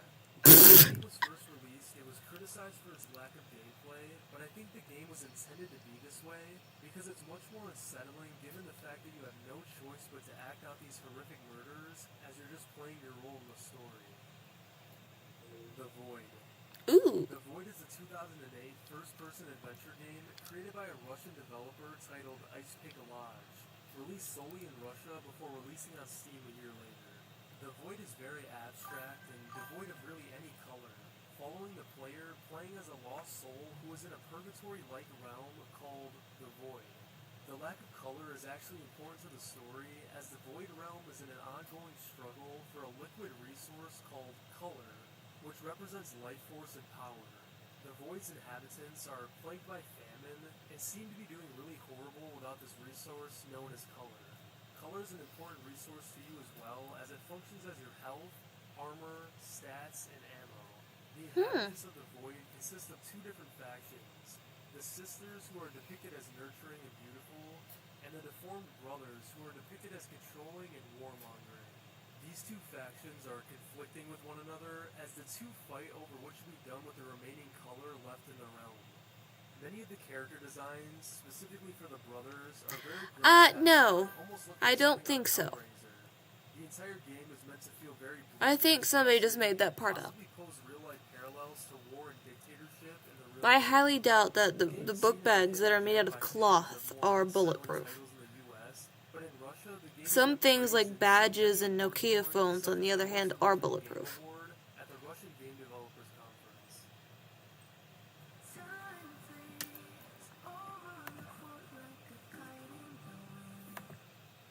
Hunting Labyrinth. Hunting Labyrinth is a JRPG created by Wow. Anime, the only place where you can wear slutty clothes and it look normal. named Llara-Vt, who belongs to a race of beings who see virginity as the highest source of pride. I'm sure you can see where this is going. This part Yeah. is an expert. One day she loses a fight to a monster in a labyrinth and is rescued by an adventurers guild. When she wakes up, Llara-Vt has found that she's been cursed by a monster in the labyrinth, and there's no other way to remove the curse other than to conquer the labyrinth. This labyrinth can only be accessed from the outside by women, and it changes shape depending on the repressed emotions and desires of those who enter it. The game has no level system, and instead has a pride system that increases depending on actions you make during the game. As you lose pride, you are more susceptible to losing battles, and if your pride is low enough, you can be SA'd by different enemies and have more and more curses placed onto you. These curses are things I can't even describe, but I'm sure you can imagine, as they all revolve around making you more submissive. The game is Yeah, I thought so. This is one of those games. It's like a hentai game. impossible, as some of the fights are designed to make you We're learning more of your subconscious from the recommended ads. like this on Steam, but I decided to include this one as I thought it was one of the Eh? more interesting and depraved ones.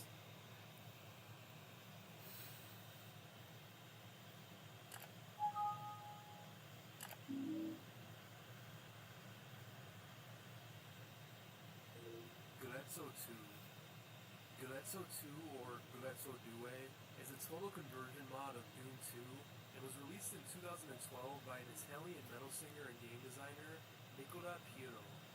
There are a ton of Doom mods I could have included on this iceberg, but I went with this one as it feels most like its own game and the contents are just too extreme not to talk about. The game follows the playable character named Piero after the developer. Why did you shoot Mother Mary, sir? Goes on a massacre in many different churches and other organized religious spaces before I think that was Mary. That probably was Mary. I don't know who that was, but it looked like Mary. Killed Jesus before he could spread Christianity. The game features many different boss fights consisting of different religious figures, and the weapons you use throughout are just absurd. Offensive religious commentary isn't the only thing the game offers, as many different popular icons in Italian media from the time are also present in the game in the most disrespectful fashions imaginable. It's very clear that the game was made to just be as offensive as possible and parody many different relevant topics from Italian culture during the time. This worked in Llara-Vt's favor, as many Italian journalists made articles about the game, calling it blasphemous and disrespectful, which is exactly what I think you wanted. Kaboom. Kaboom is another Flash game that I've covered on the channel before, and just like before, I'm gonna have to That's change interesting. my wording, as the game's premise is a big no-no on YouTube. Released in April 2002 on Newgrounds by user Fabulous999, Kaboom is a super simple side-scrolling game where you play as a self-inflicted kaboomer who must walk up and down a single street and get as many civilians with your boom as possible. The game has a scoring system, and as you can imagine, the higher the number of casualties you obtain with your kaboom, the higher the score you'll receive. This score is also determined by the variety of civilians, as some of them can also be children. The game was met with immediate controversy given the nature of the game and the fact that it was released on Newgrounds, which is a site that a lot of kids frequented. It also released only 6 months after a pretty big event that would have people pretty vigilant towards this sort of thing. The game received criticism from many news sources, such as Fox News, the Jerusalem Post, Fox News? who all protested for Newgrounds to take the game down. Fox News? Fucking wow. Claiming they would only take down illegal content. The Guy Game. The Guy Game was created by Top Heavy Studios and released in 2004. It's one of the only games on this list that is actually illegal to distribute and even play through fully. Upon first glance, the Guy Game seems like an average early 2000s raunchy game that follows a trivia-style gameplay loop where you watch live-action footage of girls on beaches as they do different challenges. As you answer trivia questions correctly, the girls will remove different articles of clothing depending on how many questions you get correct and how much you fill the flash-o-meter. The game was targeted towards college-age guys as a party game that they could play together, although I'm not really sure why you'd want to play this in a room full of your friends. The game received a ton of criticism for its subject matter as it clearly objectified women and used a ton of demeaning humor that was seen as offensive. A lot of critics also said the game just wasn't fun and its use of erotic content was just a poor cover-up for a bad game. The game was really put in the hot seat, however, when a lawsuit was filed by one of the girls featured in the live-action segments of the game. The woman sued the developer and publishers for breach of privacy and emotional distress, and revealed that she was not of age at the time of filming. This put an immediate cease and desist. What? And the game was hit with an adults-only rating from the ESRB. No way. Wait. What do you mean she was not of age? The game is heavily illegal. Top Heavy Studios has consistently tried to belittle this fact and play it off, even posting to their website after the controversy saying, "The man has decided that our fun and hilarious presentation of spring break revelry just wasn't appropriate for the world of gaming." It wasn't fun at all, bruh. This is about underage girls? Why should you build the latest tech skills at WGU? Bruh. Did you know that chemical batteries can cause life-threatening burns to a child as well? Dude. Energizer Ultimate Child Shield, the only lithium battery with no burn technology. Energizer feels like such a game changer. You can help save a child's life by using a battery that prevents Dude. Euphoria. I wanted to include as few visual novels as possible on this chart because there's just so many of them, but Euphoria is one of the most disturbing and popular ones, so I felt like it was important to include it. Released in 2011 by ClockUp, Euphoria is a psychological mystery and horror visual novel game. The game follows a high school student named Keisuke who wakes up in a white room in a large, strange building wearing his school clothes. He remembers going to bed yesterday, but seems to have been kidnapped during his sleep. Investigating what happened to him, he soon exits the room and discovers that along with him, 6 women that he knows were seemingly also kidnapped and put into this white building with him. These women being his childhood friend, the class president of the class, his underclassmate, his English teacher, and 2 other classmates from his school. Soon, a voice talks to them through a loudspeaker and explains that they will have to play a game. This game is a series of Saw-like traps and games that involve each one of the characters, and your choices directly affect the outcome of who lives or dies. Some of these games go a step further and play with the fact that Keisuke is the only male in the group, if you know what I mean. The game received a ton of support from visual novel fans in Japan, and the game will be remastered in 2015 and see an English release the same year. Pico School. Pico School was released in 1999 and is yet again another Newgrounds Flash game, actually being created by Tom Folk, who is the creator of Newgrounds. Pico School is credited to be one of the games that actually kickstarted Newgrounds and the Flash game scene in general, and funny enough, it's also one of the most controversial Flash games ever. The game was inspired by the Columbine tragedy and released only 3 months after it, featuring a point-and-click style of gameplay where he plays a kid named Pico who must stop a group of stereotypical goth students from committing tragedy on the school. The game is supposed to take place in a high school, but the way the characters are designed makes it appear like they're no older than elementary students. While the game has very cartoonish visuals and violence, it still trivialized the real-life events that it's based on and made a lot of people upset. The game also was released during the peak of media blaming video games for real-life violence in adolescence, and Tom Folk would receive hundreds of angry emails demanding he take Pico School off of Newgrounds.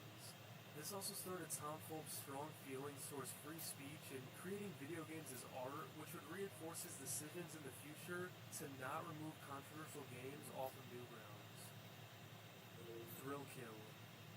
Thrill Kill is a canceled PS1 fighting game that was being developed by Paradox Development. You may be familiar with Paradox as they've created some big titles from the PS1 and PS2 era, such as the Backyard Wrestling series and the X-Men Mutant Academy games. Unlike those games, Paradox was pushed by their parent publisher, Virgin Interactive, to create an over-the-top violent fighting game that was set to release in 1998 for the PS1. This game was Thrill Kill, which was a 3D arena fighter that could be played with up to 4 players. Honestly, that's kind of coolish. 4-player 3D arena fighting game ever, which is pretty cool and innovative. I was gonna say, yeah, it's kind of cool. Because of a couple different things.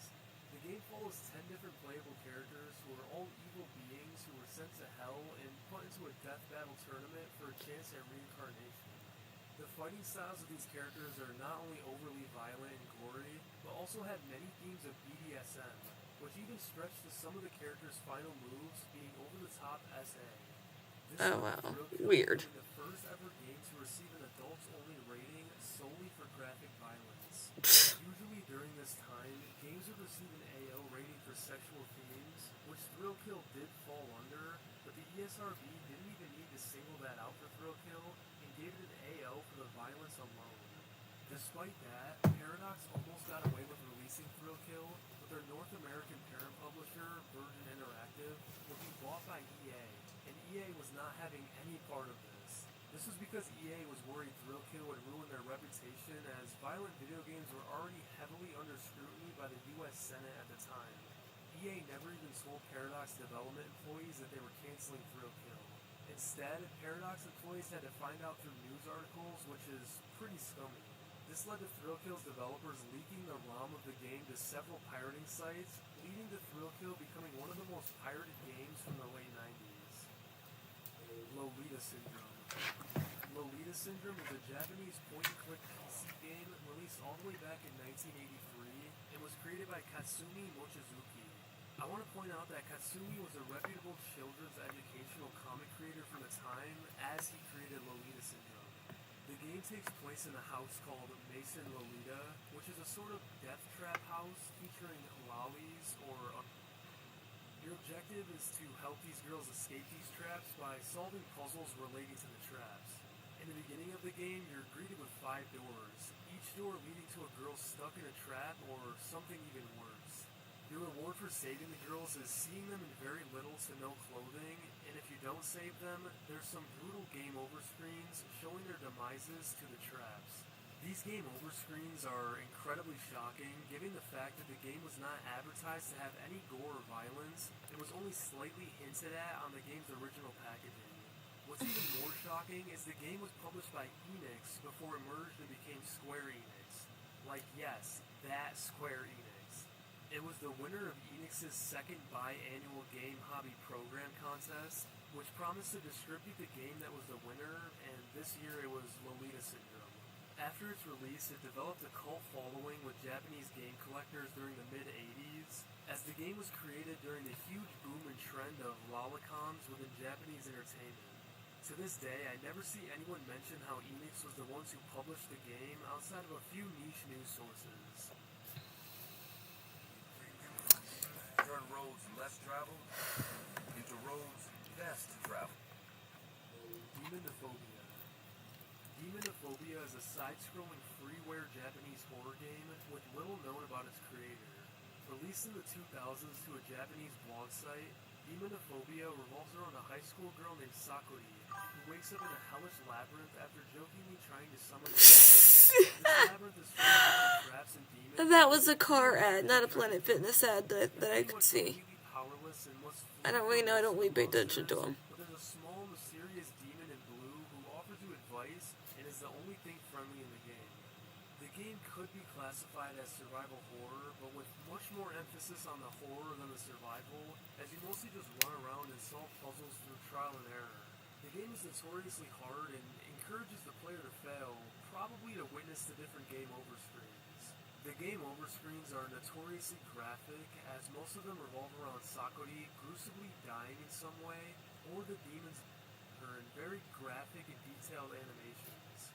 Demonophobia has become a sort of cult classic over the years for those that are fans of obscure horror games and Japanese horror games in general, and it's been re-uploaded to indie game sites several times throughout the years.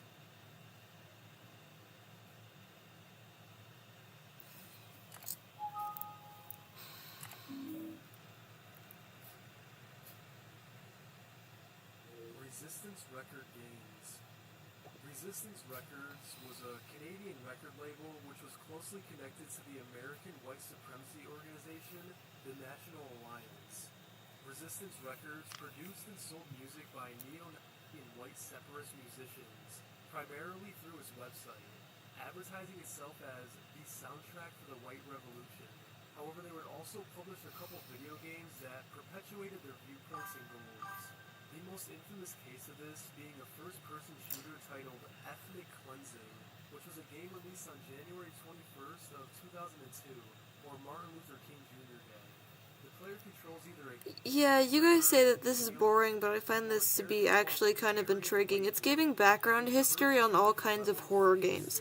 And considering that I'm a horror game fanatic, I want to know, like, the right ones to play. And not just, like, ones that I see other people playing, or ones that are... Yeah, I want to know the right ones to play. So this is very helpful. Thank you, Nochibo. many bugs, leading it to almost be unplayable at times, and the game is also very short, consisting of about 20 to 30 minutes of gameplay, but it's made sure to be jam-packed with as many racial stereotypes and offensive imagery as possible in its short playthrough. Several thousand physical copies of the PC-ROM were manufactured, and Resistance Records sold them for $14.88 each, which was a play on the white supremacy 14-word slogan, and the numbers 88 standing for HH, which stand for something I cannot say, but I'm sure you can infer. Allegedly, No idea. months after release, 2,000 copies were sold in America, with 90% of the customers being white teenage boys, which was exactly what RR wanted, as they wanted to use the game as a means of recruitment and propaganda. Thankfully, shortly after its release, the manufacturer cut ties with Resistance Records, and the game wasn't being sold for the coming We're going to react to a couple of things. down as one of the most controversial games of the century so far. LostBoy.exe. LostBoy.exe is a mysterious Yeah, game that sure. was first discovered on 4chan There's a, in August 2012. Hosted by an anonymous user, the game consisted of a first-person maze that was very primitive and basic in nature. The maze's corridors would sometimes lead to images of religious paintings and random stock photos, but that was pretty much it. The original creator of the game has since come out and said they created the game after taking inspiration from games like Slender the 8 Pages, which was super popular from the time, and they just wanted to create an eerie game that people could overanalyze. Where things got messy is someone took the original game and reposted it back on 4chan with a backdoor rat file or remote access Trojan file. This allowed the reposter to gain access to the computer of those who downloaded the game and gain access to things like their webcam, bank account information, and passwords to their social media. This reposter would anonymously start posting screen caps of them spying on these people who downloaded the game and would lead to many people warning others from downloading LostBoy.exe. This threat of getting your personal information stolen, coupled with the already eerie atmosphere of the game, made for the perfect boogeyman story and led to tons of stories and rumors surrounding the game over the years. Recently, the original download of the game was found after being lost media for a while, and now people can play it without the threat of any malicious viruses. Lock in with deals on all your game day snacks and groceries. Store game day. this ad just tells you I'm hungry right now. Whoa. What's that? I just built a budgeting app in Base 44. Guys. I think this one's telling me I'm broke. KZ Manager. KZ Manager is a 1988 game developed for the Commodore 64, Amiga, MS-DOS, and eventually Windows. The game's developers are mostly unknown, but is suspected to have been created by a group of The game plays like a text-based resource manager where you must keep a certain type of World War II camp functioning and up and running.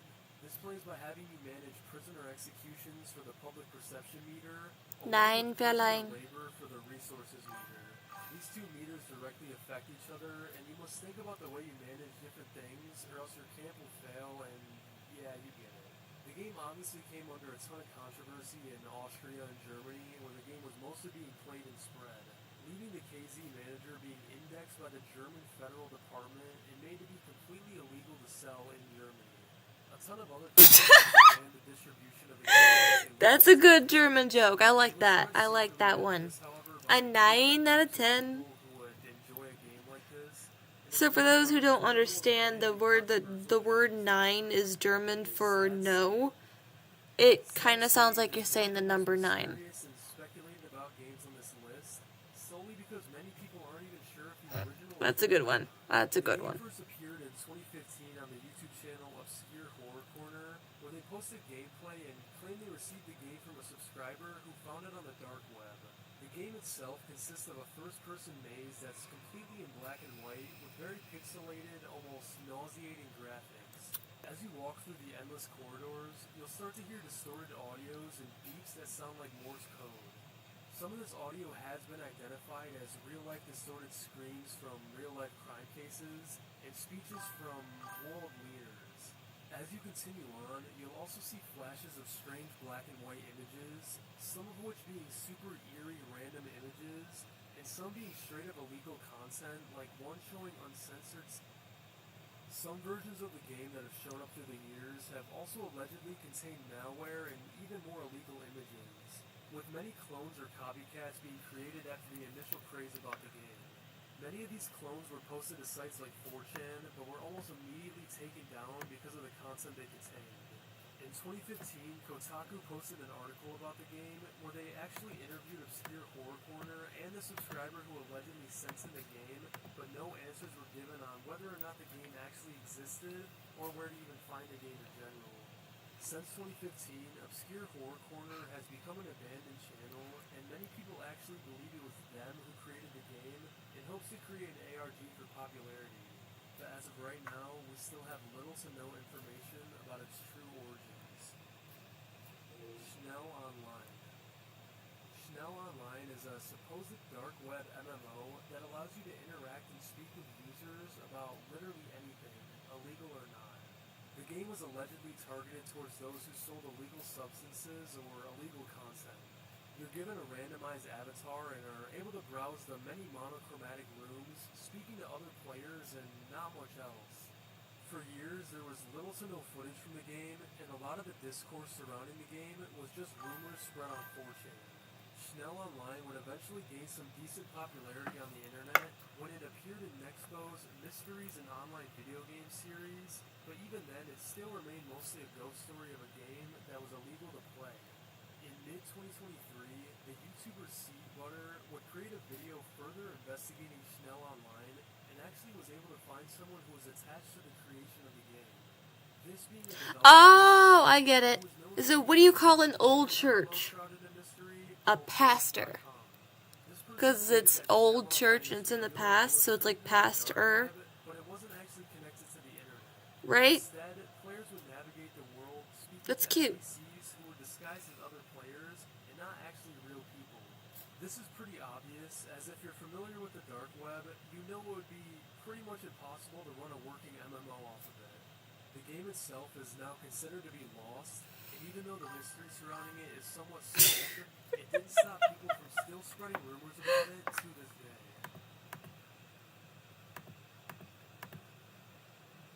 That was the dark and disturbing video games iceberg explained. Did I miss anything, or did I forget to include something?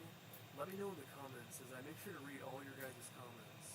I'm thinking about starting a platform or some way where I can post uncensored versions of my videos, as when I get to topics like this, Oh I'm my having to goodness. censor a ton of the visuals in my language because YouTube is just so sensitive. Is this it?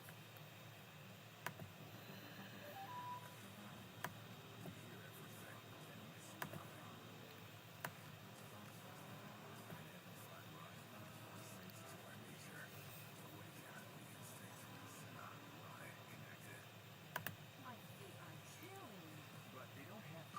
Try Dr. Scholl's 24-hour energy insoles with boosting beams that take the pressure off. What did the first priest tell the other? I'll trade you 10 for 2 of 5.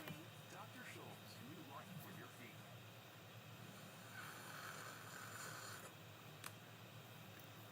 Oh boy. So I've always been a big fan of horror movies. You guys know that at this point.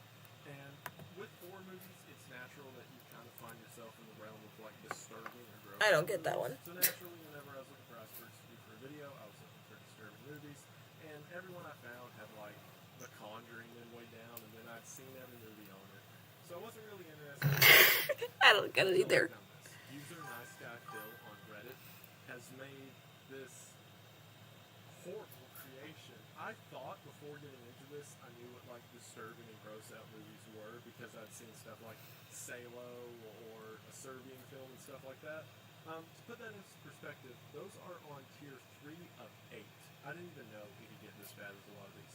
And with no exaggeration, I have legitimately lost sleep over this research. I'm not saying that to make myself sound all cool and like, oh, look at what I do for YouTube.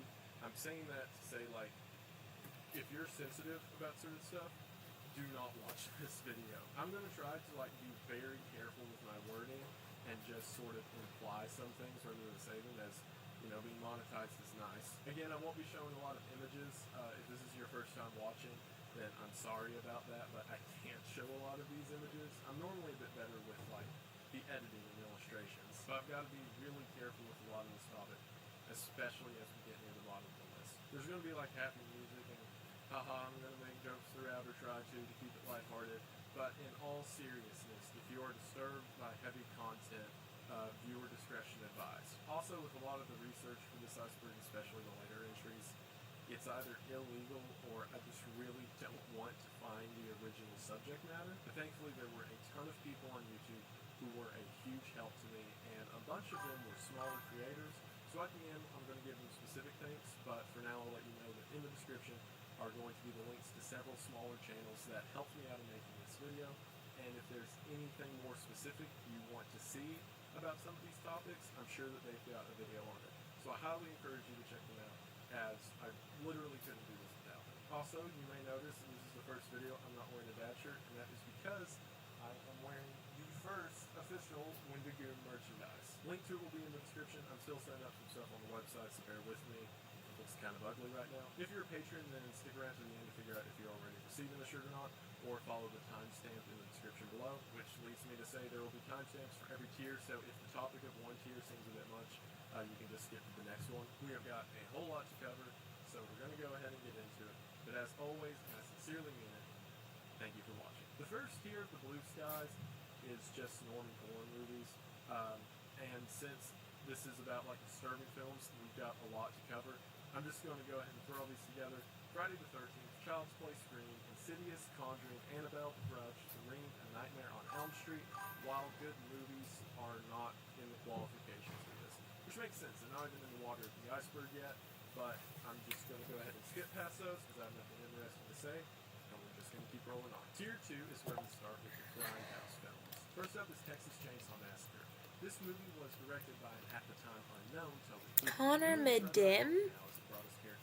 Interesting. As well as an entire series with prequels and sequels. Although the original one still I'll check 'em out. most people's eyes to be the best, as it's the most visceral with its depiction of how these humans are treated. For those DW Connor Midim Kiki is a nice VTuber. and are attacked by hillbilly murder. Are you talking about me? Did I think you were talking about another VTuber? Treated the way that animals are treated within slaughterhouses and production facilities. Oh, okay, that makes sense I now. remember Wes Craven talking and saying that watching Texas Chainsaw Massacre made him a vegetarian. So I guess Toby Hooper did. Saw is another minimalist horror movie that spawned a series of sequels afterwards. While they got more outlandish with each Saw. Oh, I've seen those. is that people are put through these games in which they have to injure themselves in some way in order to survive whatever predicament they're in. This is all done by a series Okay, that of makes sense. Thanks, thanks, Wolf. known as Jigsaw in order to teach people what it means to live or to appreciate the life that they have. The original was directed by James Wan, who later went on to do The Conjuring and several other high-budget horror movies, but me personally always liked him for what he was, as sort of the guerrilla That's the wrong facial emoji. created such a small, contained movie. This is the one I wanted. Overthinking so much. Several people have described it as a big horror movie. And Thank while you I for would saying always that. like the Thank you guys so much for supporting me.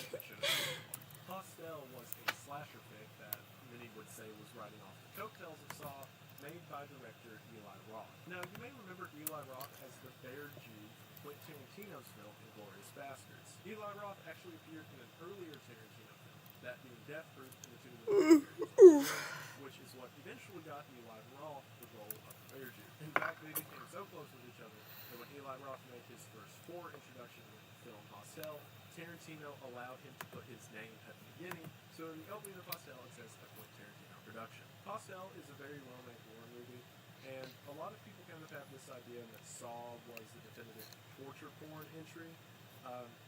We're going to get into the real torture porn later, but we'll save it for now. However, *Hostel* is much more brutal in its depiction of violence than the original Saw ever thought about being.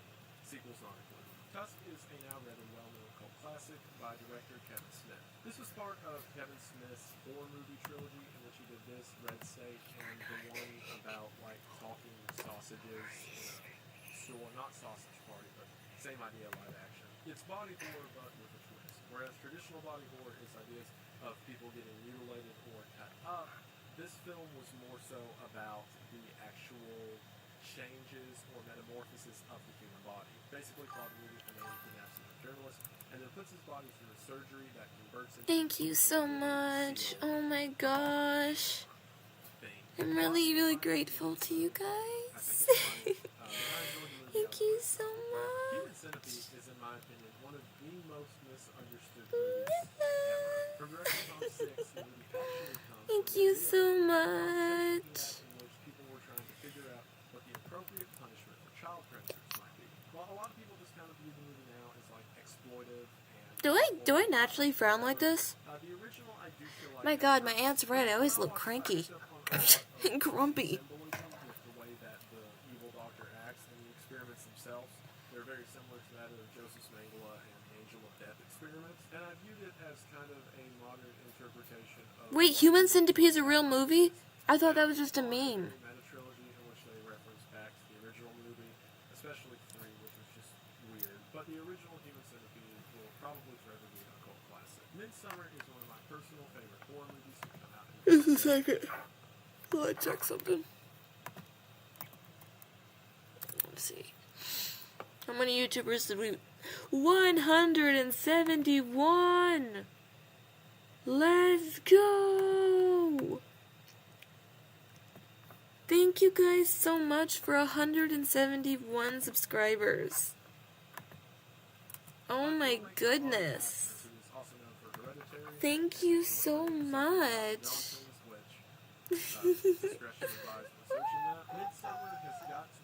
So excited.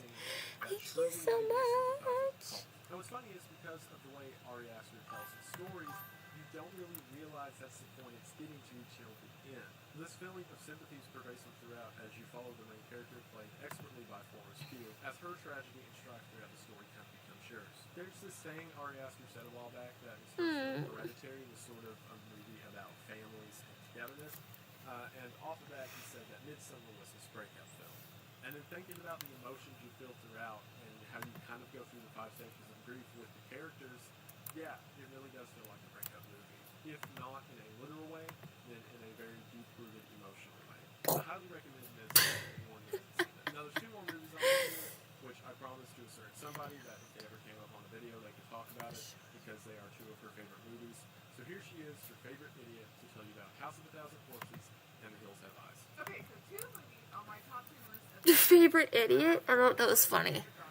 genre are The Hills Have Eyes and House of Thousand Corpses. The Hills Have Eyes is a Wes Craven movie. It came out in the 70s, and it follows a family, it's a normal everyday family. They're on vacation somewhere out west. It's a lot of like open stretches of road and deserts, and they're in a van, and the van breaks down. So they're basically attacked by this hillbilly family, and they slowly are picking off each member of the like normal family, and then eventually after part of their family is picked off, the remaining members of this like normal family start to fight back. And I think the reason it's considered a disturbing movie is just because of all the killing that happens, and there's like the R word, and you know the people, all these actors have some kind of physical deformities. You can call it disturbing like that, but it doesn't really get to me in that way. I just like it because it's an old campy 70s movie. But at the end, the family does start to fight back, and you can see like the nuclear family becoming savages, like the savages who were affected by nuclear waste. Bruh.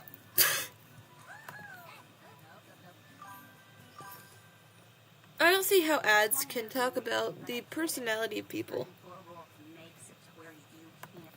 Okay, so continuing on the same list of my favorite horror movies, favorite movies at all, this next movie is probably like my No, I never reached 10k subs, so I didn't do a face reveal. It's unironically my favorite director just because I think he encompasses everything about horror that I love, like the campiness of the 80s.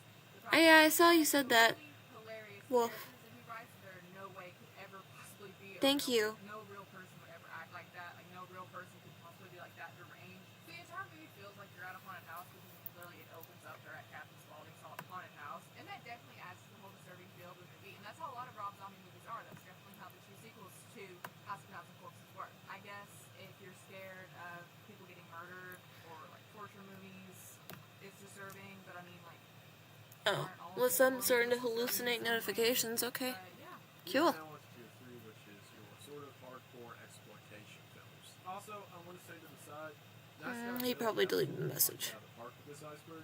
This is the only iceberg I've ever seen that every single tier has a specific meaning to it. Like tier 2 we just did is grindhouse films, this one's exploitation films, and each tier is a specific genre or type of disturbing movie. I just wanted to mention that because I thought it was really cool, and it made getting into this a whole lot cooler, or dreadful. That is a long time away, not turn it. Yeah, I know. This tier is probably where most of the disturbing movies you've heard of on YouTube come from, but like I said, it's just 3 of 8, so yay. Solo or 120 Days of Sodom is based on the true story of what happened at the end of World War II in fascist Italy. Also, I should mention this is the point where It's okay. You can leave and then come back. I'll still be live by the time you get back.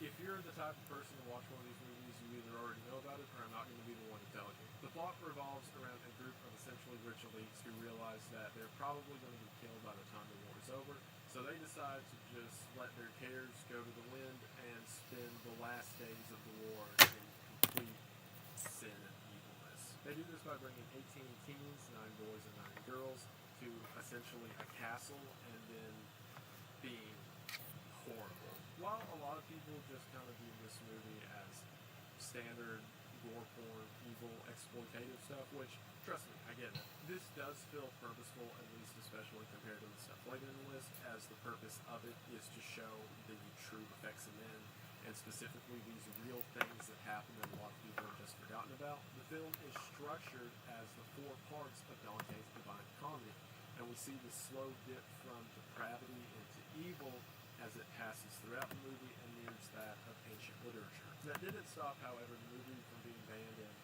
most countries, as well as several arrests made to producers and editors, and 3 weeks before the film came out, the director was murdered. So, yeah, people didn't take too kindly to it. Martyrs is a tale of two women who are held in captivity for the majority of their young life, and later It's okay. kill those who wronged them. The movie is often hailed as being so disturbing by specifically the end scene, which involves someone having skin and then not having skin, although there are scenes throughout of visual violence and torture scenes. While a lot of people view this as your standard, like, gore exploited stuff, I absolutely No. love Martyrs. It feels very reminiscent of the Internet 4 story that was floating around a few years back called Gateway to the Mind, but it's a very What was this? tale of redemption, in my opinion, and it sort of weaves a mystery throughout of what's going on, that by the end of the movie it ties a nice bow on it, and you're able to recognize everything that's just happened and some of the actions that take place before it makes sense. If you're okay with a lot of violence and viscera, I would recommend Martyrs. Pink Flamingos is a movie from Don Waters, the guy that did the original Hairspray. Yes, I'm not kidding. Released in 1973, it is a story of a family who claim to be the filthiest family alive, and yeah, they're probably in the running for it. There's a lot of like weird kid-related stuff throughout the film that is gross. Like any other John Waters movie, there's this overarching idea of being true to oneself, even if it's not the best option in this case. There were several references to things like human trafficking, cannibalism, and like chicken. The film's probably most famous for a scene in which a drag queen eats dog poop. And no, that's not a joke, that actually happens on camera. But if me saying that just now, like, turned you off in this video, turn back now. Shoujo Sabuki, I'm probably pronouncing that wrong, is a banned Japanese anime. The basic plot is that a young girl finds her mother dead, and this scene itself is very brutal, like she pulls off the covers and there's rats crawling inside of her and stuff like that, to which she's then picked up by a traveling circus, and then from there it just gets into a lot of shock factor stuff, like the girl being abused and the circus freaks abusing each other, and like there's a scene with puppies that doesn't need to be there, but it is because it's shocking, and yada yada yada. Some of you may know this film because it was trending on TikTok a while back. Like, people were pointing at it as a sort of shock site type thing, but in my opinion, it's kind of just shocking for the sake of being shocking. While there is sort of this overarching plot of, like, sticking true to yourself in the face of evil, it doesn't justify the things that are shown on screen. A Serbian film is one that you're probably familiar with if you know the disturbing movie trend. This movie is about a man who is a kid star who is contracted by the shady men to be in very special films. From there, the movie just kind of keeps up the idea of making it worse and worse, from the other actresses who are in these films to the things that he has to do in them, leading all the way up to a climax that's really gross and just gross for the sake of being gross. Where to me the film just feels kind of try-hard and there's this thinly veiled plot over it just to connect one extreme scene to the next, which is actually what the director would agree with, because he said that the purpose of this film was a way to attack the fascist censoring that was occurring in Serbia at the time. Hence titling it a Serbian film, which, if the entire point of this movie was just made to make people upset and throw a middle finger at the censor bar, good job, I guess, but that doesn't necessarily make it a good film. Human Centipede 2 was what I was talking about with the original Human Centipede, and that the sequels just kept amping up the factor. The plot itself is very narrative. A person who's working in a parking garage sees the original Human Centipede movie and gets inspired to do that to people that he kidnaps. While the film tries some artistic things, like the whole thing shot in black and white, it's kind of a facade for a lot of the more extreme stuff the film puts forward. Like, for example, there's several scenes of like self-mutilation, and he's trying to build a longer human centipede, and it gets grosser and more intense. And I do think this was just a way to capitalize off the first movie, as all of those effects I was talking about in the first, like being purposeful and meaningful with this presentation, feels totally lost here in favor for this basic war form. Cannibal Holocaust is believed and stated by many to be the original found footage movie. This mockumentary was set up as if a film crew traveled to the rainforest, or Green Inferno as they call it, and made contact with a local tribe of savage natives. Supposedly, these savages wiped out the original film crew, which warrants a essentially military group to go in and find the original supplies and wipe out the locals. However, what's interesting is they find from the cameras of the original film crew that went in that they had initiated the violence by burning down villages in order to get good shots and attacking and abusing local women in order to make them more upset. And in my opinion, it's a really good movie in that regard, as it raises the question of who is the real monsters. However, that doesn't justify everything that was done in order to make that movie. For example, there are several real animal deaths that occur on screen, such as a turtle, a boar, a tarantula, and I believe a snake. Also, keep in mind, this was before any found footage movie was a thing. So when it came out, a lot of people thought it was real. So real, in fact, that the director was arrested and had to have the actors who died in the film come forward in order to prove that they were still alive. While I personally like it, I understand it's a very intense film that is not for everyone. But if you want to see the original found footage horror movie, this would be the one to check out. The House That Jack Built is a Lars von Trier movie about a serial killer named Jack. The core plot of the movie is divided into 5 sections, with 5 separate incidents in which Jack is carrying out his serial killer rampage. With each one of these, Jack keeps getting better at the killings and more precise in how he handles it. As far as disturbing scenes go, most people point to the 3rd killing of the movie, in which he equates the roots to beers and then goes hunting. However, The House That Jack Built is, in my opinion, a very well done film, and the symbolism of the house itself and the eventual lead into the plot of Dante's Inferno, I feel is very well done. And while disturbing, I also wouldn't call it the most disturbing of Lars von Trier's films. In my personal opinion, I would have replaced this on the list with something like Antichrist, or maybe Nymphomania, as I feel those 2 films are more intense in the disturbing respect, but I'll allow it. Suicide Club is a Japanese film about a situation in which several teenagers are attempting to commit suicide. The plot mostly follows that there is this pop band that is subliminally convincing people to kill themselves, so therefore groups of teenagers that listen to them commit suicide in mass, such as jumping from trains or off buildings. And it's pretty over the top of the core, however the effects are rather dated and kind of silly by today's standards. Aside from one violent scene involving a cat, it's basically your standard fare, oh no, world's ending, happening type thing. Tetsuo the Iron Man is a body horror film from Japan, and in my opinion, one of the best I've ever seen. See, body horror now is just kind of recognized as like, let's see how much we can injure someone, and that's where body horror comes from. But for me, it's always been more what still defines a human as a human. I talked about it kind of in my Lighthouse video when I mentioned the thing, but in movies like The Fly with Jeff Goldblum, whenever you see him as this amalgamation of body parts and you're trying to figure out if that's still a human or not, to me that's what body horror should be more of. There's this really niche subgenre of body horror films, those melt movies. Melt movies are exactly that. People in the film are melted down, and the horror of it comes from when does that person stop being a person. You can kind of think of this as like the Blob remake and stuff like that, where the horror comes from the impossibility of the human form being broken down to such lengths. Tetsuo the Iron Man feels like a metal melt movie. The basic plot is this metal fetishist has a sort of disease in which random pieces of iron and metal are overtaking his body, and after a man hits him with his car, he begins to slowly infect the man with that same disease. Stop motion is used in order to do these amazing special effects for the time, in which these impossible shapes are coming out of this guy, and he's becoming more iron than human, and it's very well done, and I highly recommend you watch it. So everything that I mentioned in the past years has been movies that I've known about beforehand, and it's been like, yay, cool, horror.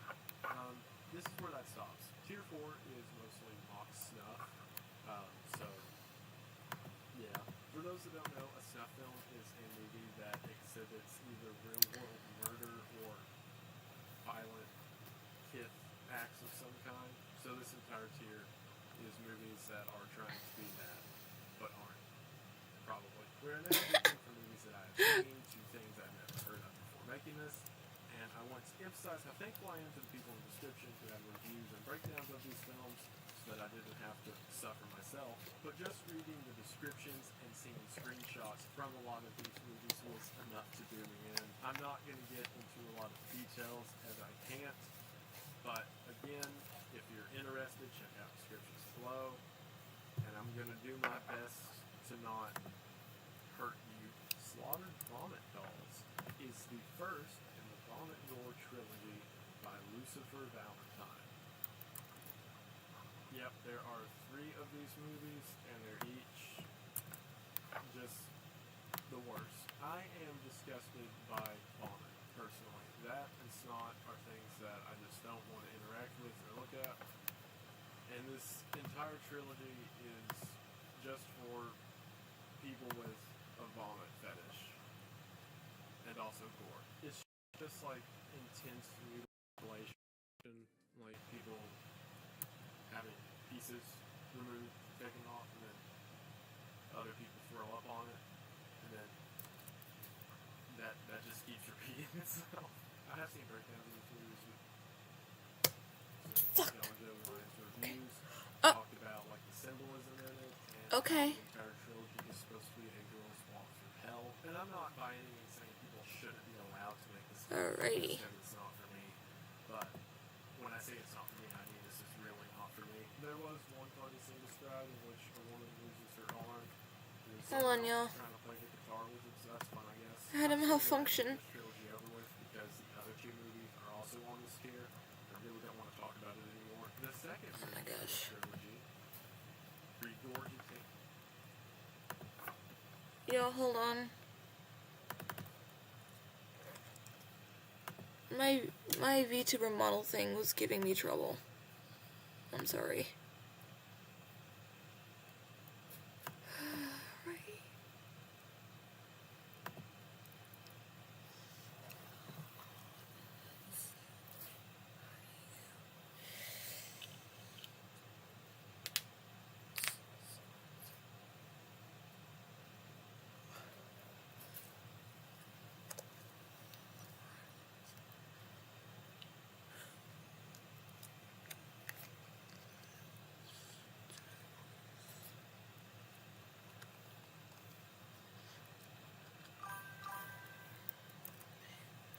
Yeah, I kind of screwed up. So just give me a minute.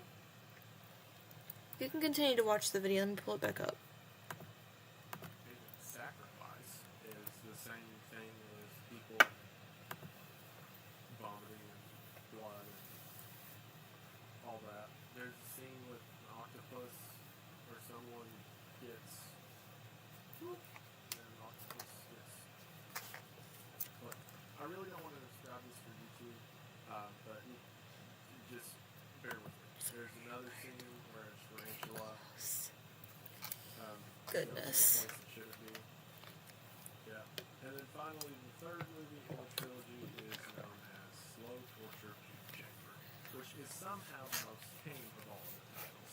This one's the same as the last 2, only there's also like other bodily excrements, so diversity, I guess. And while yeah, people say there's like artistic purpose to this, like I'm sorry, I don't really see it. If you enjoy it, then good on you. I don't, and I feel a lot of it is very exploited and really, really tried hard. I mean, no disrespect to Lucifer Valentine either. I never thought I'd say that phrase. But to me, an outsider looking in, the premise of the movie feels very much so like what would happen if you gave a bunch of 14-year-old kids a budget and 14-year-old kids wore racer t-shirts, those big DC skate shoes, and were told to be as gross as they could. However, I will recommend that a couple of creeps on YouTube, which again, description below, did a very funny and cute coverage of the series. So check that out if you're interested. But now I don't talk about it anymore, and it's your guys' problem now. So, yeah. Also, when it comes to like the keywords, I said in the phrases earlier, like war porn and like torture porn and stuff like that. I feel like YouTube doesn't like it if I say just the word on its own. So I'm going to continue to just call that tipping. So, just to let you know.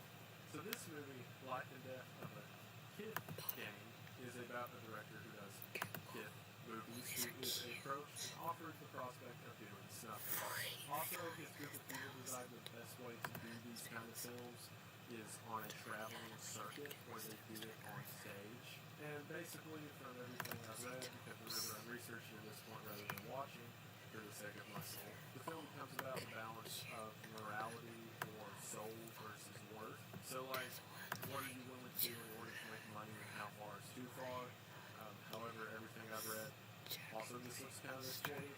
Like, there's a scene involving divorce and a lot of blood and stuff like that. But at least this one's kind of different, in that it's kind of meta. Rather than just being about, like, mock snuff, it's about a crew of people having to do stuff. So, cool, I guess. Snuff 102 is a much improved film about a reporter who goes to try to figure out if snuff films are being performed in the local area, and there's transgender one. Also, I should mention a lot of movies that are not English.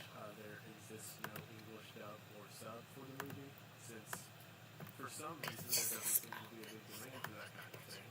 And also, there's not like a ton of demand to have the movie translated or described, so most people just watch this and having no idea what's going on.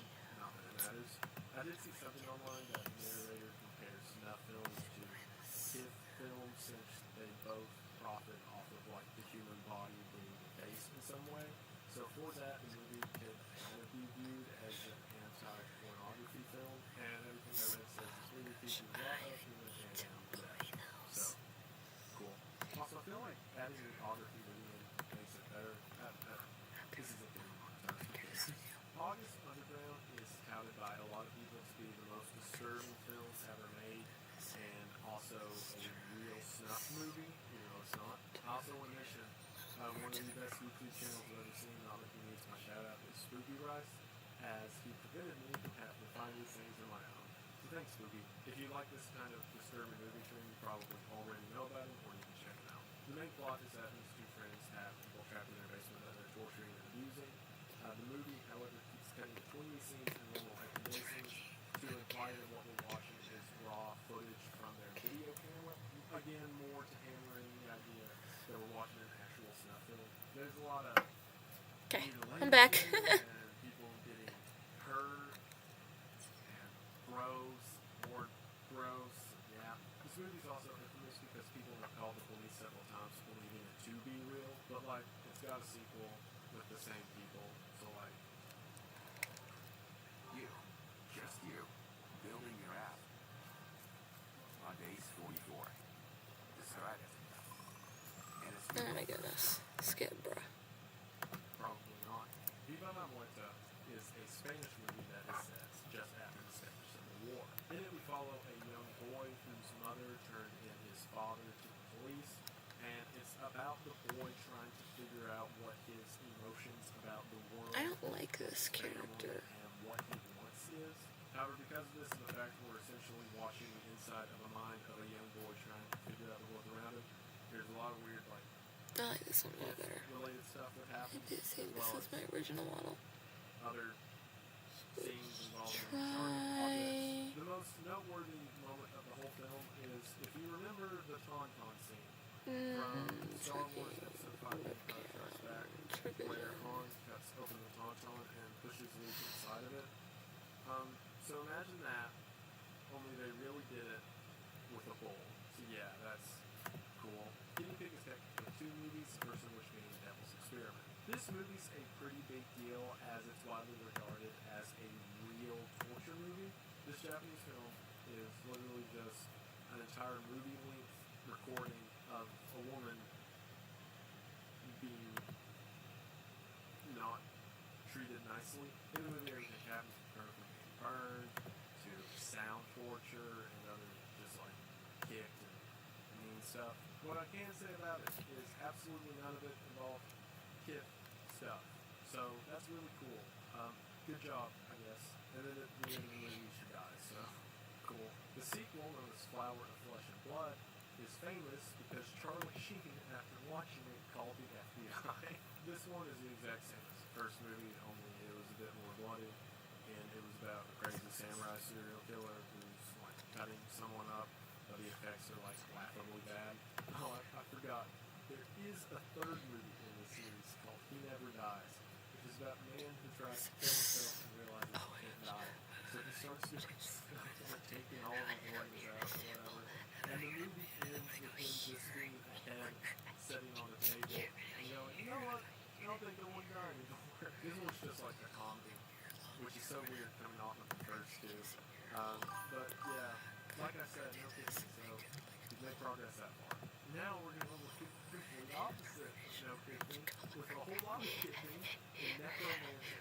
This is about a couple who has an obsession with collecting body parts, which eventually culminates in them getting an entire decomposing person.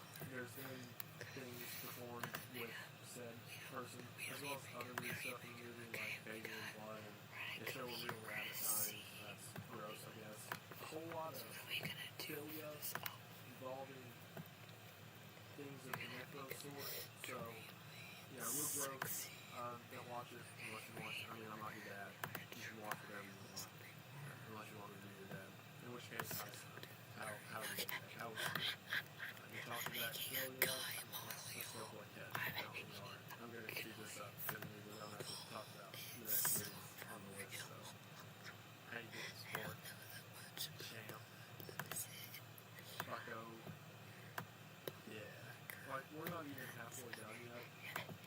And it's to the point that, like, reading these next entries, my network here, I'm just like, oh, I have to talk about I'm gonna prank all of y'all. I go to the next one, I'm like, oh.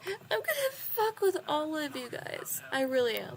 Melancholy der Engel, which I took German class, yeah, that's how it's pronounced, which translates to the Melancholy of Angels, is about two friends who are near the No, end of their what life is and decide to just find an old cabin, kidnap people, What none? You do be this. gross about it. There's a lot of stuff here to do What with is? fluids and Okay, gross things. What's nice. funny, reading about it, is that there is scenes of animal death throughout the movie, and specifically there's scenes involving pigs and one scene involving a cat. So whenever this movie got denied distribution in, I believe it was the US or the UK, they argued that the scene involving Should we the do cat the wolf was bears? fake. No, I want to do the So they demon told horns. people that it wasn't. So then whenever they were asked about the other animals, No, the none of filmmakers those. were like, no, those were real. We do But, this. but the cat wasn't. Like, why was that the one? We could turn these black. Let's turn this off. And then, like, Which I guess leads me to believe it was fake, because And they then didn't deny the other ones. they but come still, black. What? Where the Dead Go to Die is an animated anthology that looks like Back. a cutscene Yep. from an early 2000s video game. After doing research into it, it's because the film's creator pretty much did every single process of the animation cycle, which is a big deal and should be commended, until you realize like what the content of the film is. Basically, the plot is it's a three-part anthology film with the connecting through line being this Cancel. demonic Labrador that's telling people to do evil demon stuff. It's really Save. gross because there's like things I'm pranking involving all of y'all. animals I'm pranking all of you like guys right things now. involving a pregnant woman and other like really gross, over the top stuff, but it all looks like that really awful Ratatouille spin-off Ratatouille. So why it's really This? evil and you don't want to think about it, there's this part in your brain that's like, character move funny. It really does look like an old Silent Hill video game, and I mean that in the worst way. Juvenile Crime, also known as Schoolgirl and Smith, is about the real-world story of Junko Furuta, probably pronounced Smith. First video. One day while on the way home from school, Junko was kidnapped by 4 local high school boys who were in the Yakuza. They then kidnapped her and locked her in their parents' basement and did completely unspeakable things to her over the course of 44 days. Can't see your character disappeared. Why are you whispering that there's only one? Stop playing. I was just trying to update it. I also did this just to fuck with you guys.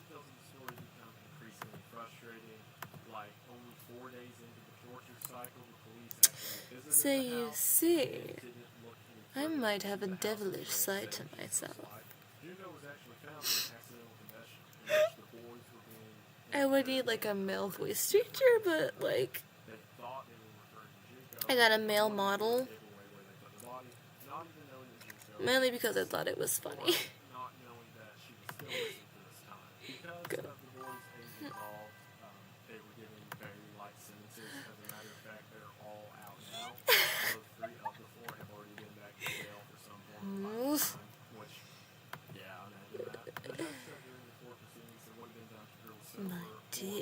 surely her soul is still wandering in Rough. this cursed grave. Turning the readings of what happened to her, people in the court began to faint, and Junko's mother was put into a intensive care psychiatric facility. Also, things got really sad.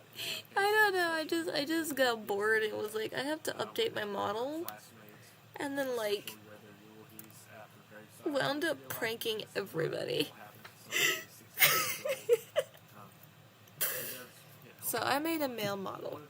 I know some VTubers have female and male models, but like, yeah, motherfucker.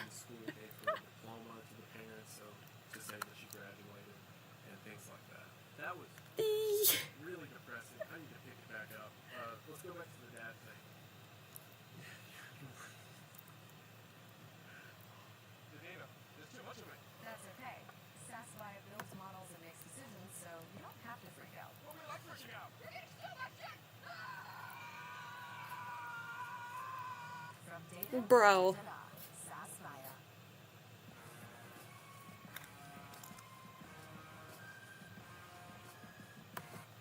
You want to go fishing, boy? Alright, I'm better now. So there's Do a furry model. I don't know if I want to. I will. Probably. like more respectful to the character. This movie, Juvenile Crime, is not that at all. It's just a long movie that shows in excessive detail what happened to her, and there's not really a point leaned for it, or it's not done in any way to like bring sympathy to her. From Band all the City views, time. It's just an exploitive movie of a real world tragedy that happened to this little girl. Philosophy of the Knife is a film about Unit 731, which is a real world unit that operated under Imperial Japan during World War II. While many are familiar with the atrocities committed by Germany during World War II, not many are that familiar with Japan's. Unit 731 specialized as a bioweapons facility in which they were testing the effects of certain biological factors and diseases on people. The way they did this was by kidnapping large groups of people or telling them they were going to work for, say, a lumber company or something related, and they were then used as human experiments. Most of them were used for testing such as the bubonic plague, which was actually then later tested on native There's something wrong with my character's neck, bro. the effectiveness of it. One of these strains was so effective that it was attached to an airplane, which was then going to be used to attack San Francisco, according to records. However, 5 weeks before then, the war ended. The movie Philosophy of the Knife shows what some of these experiments were in some detail. Some of these include killing people using a decompression chamber to test the body's resilience to pressure. Others are freezing limbs of people until they become completely hard all the way through. I have to keep my head tilted for it to hold its. As well as Okay, I'll put the man on again. aftermath of some of these experiments, as well as the mass graves that were created. Also, I should mention that in the real world, several members of Unit 731 were granted amnesty by the United States in order to become part of the American Biological Weapons Program, much like how the Germans were with Operation Paperclip. So, that's cool. We are now halfway done with the customer. So, pat yourself on the back and get ready because it just gets I feel like this would be a wonderful thing to do, just prank people with like a male VTuber model, just because I felt like it. Gravity and extremism. Like if you take all the branches from where horror originated and see French extremism as the root of American grindhouse and stuff like that, this just kept going.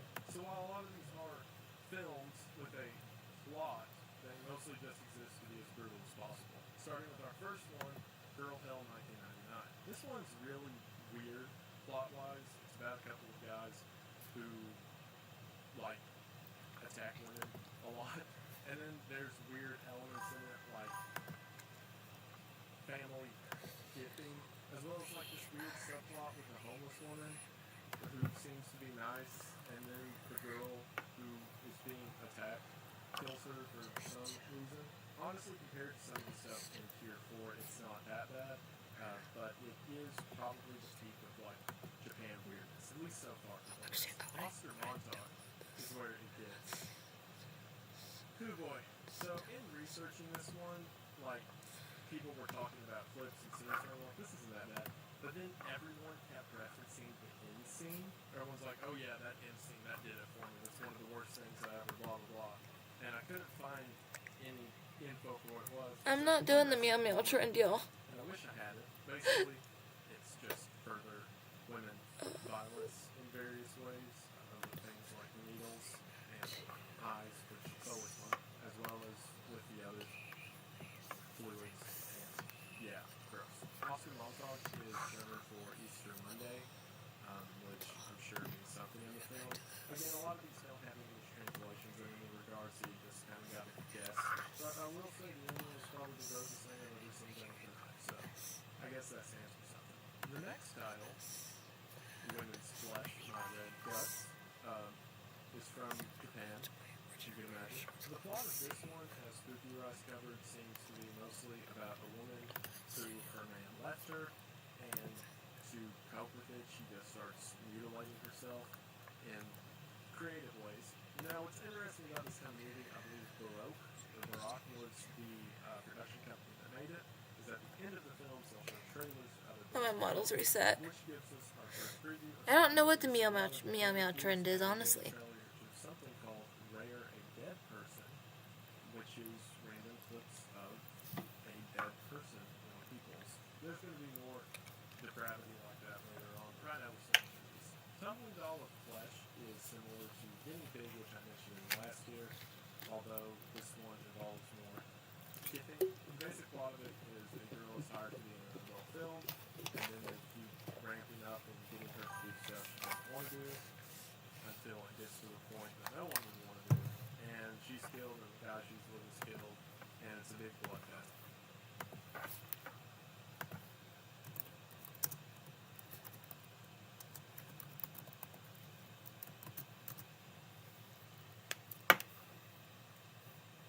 Oh, fuck you.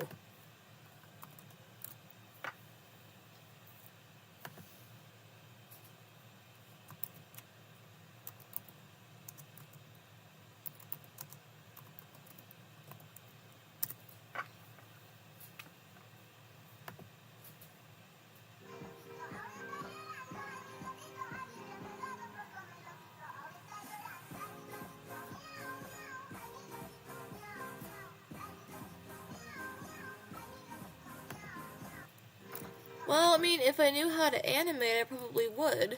Wait.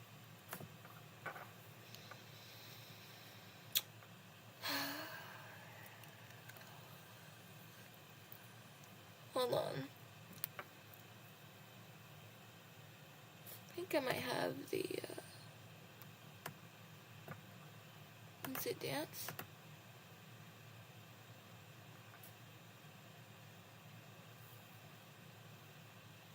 Bruh. Be so for real, bruh.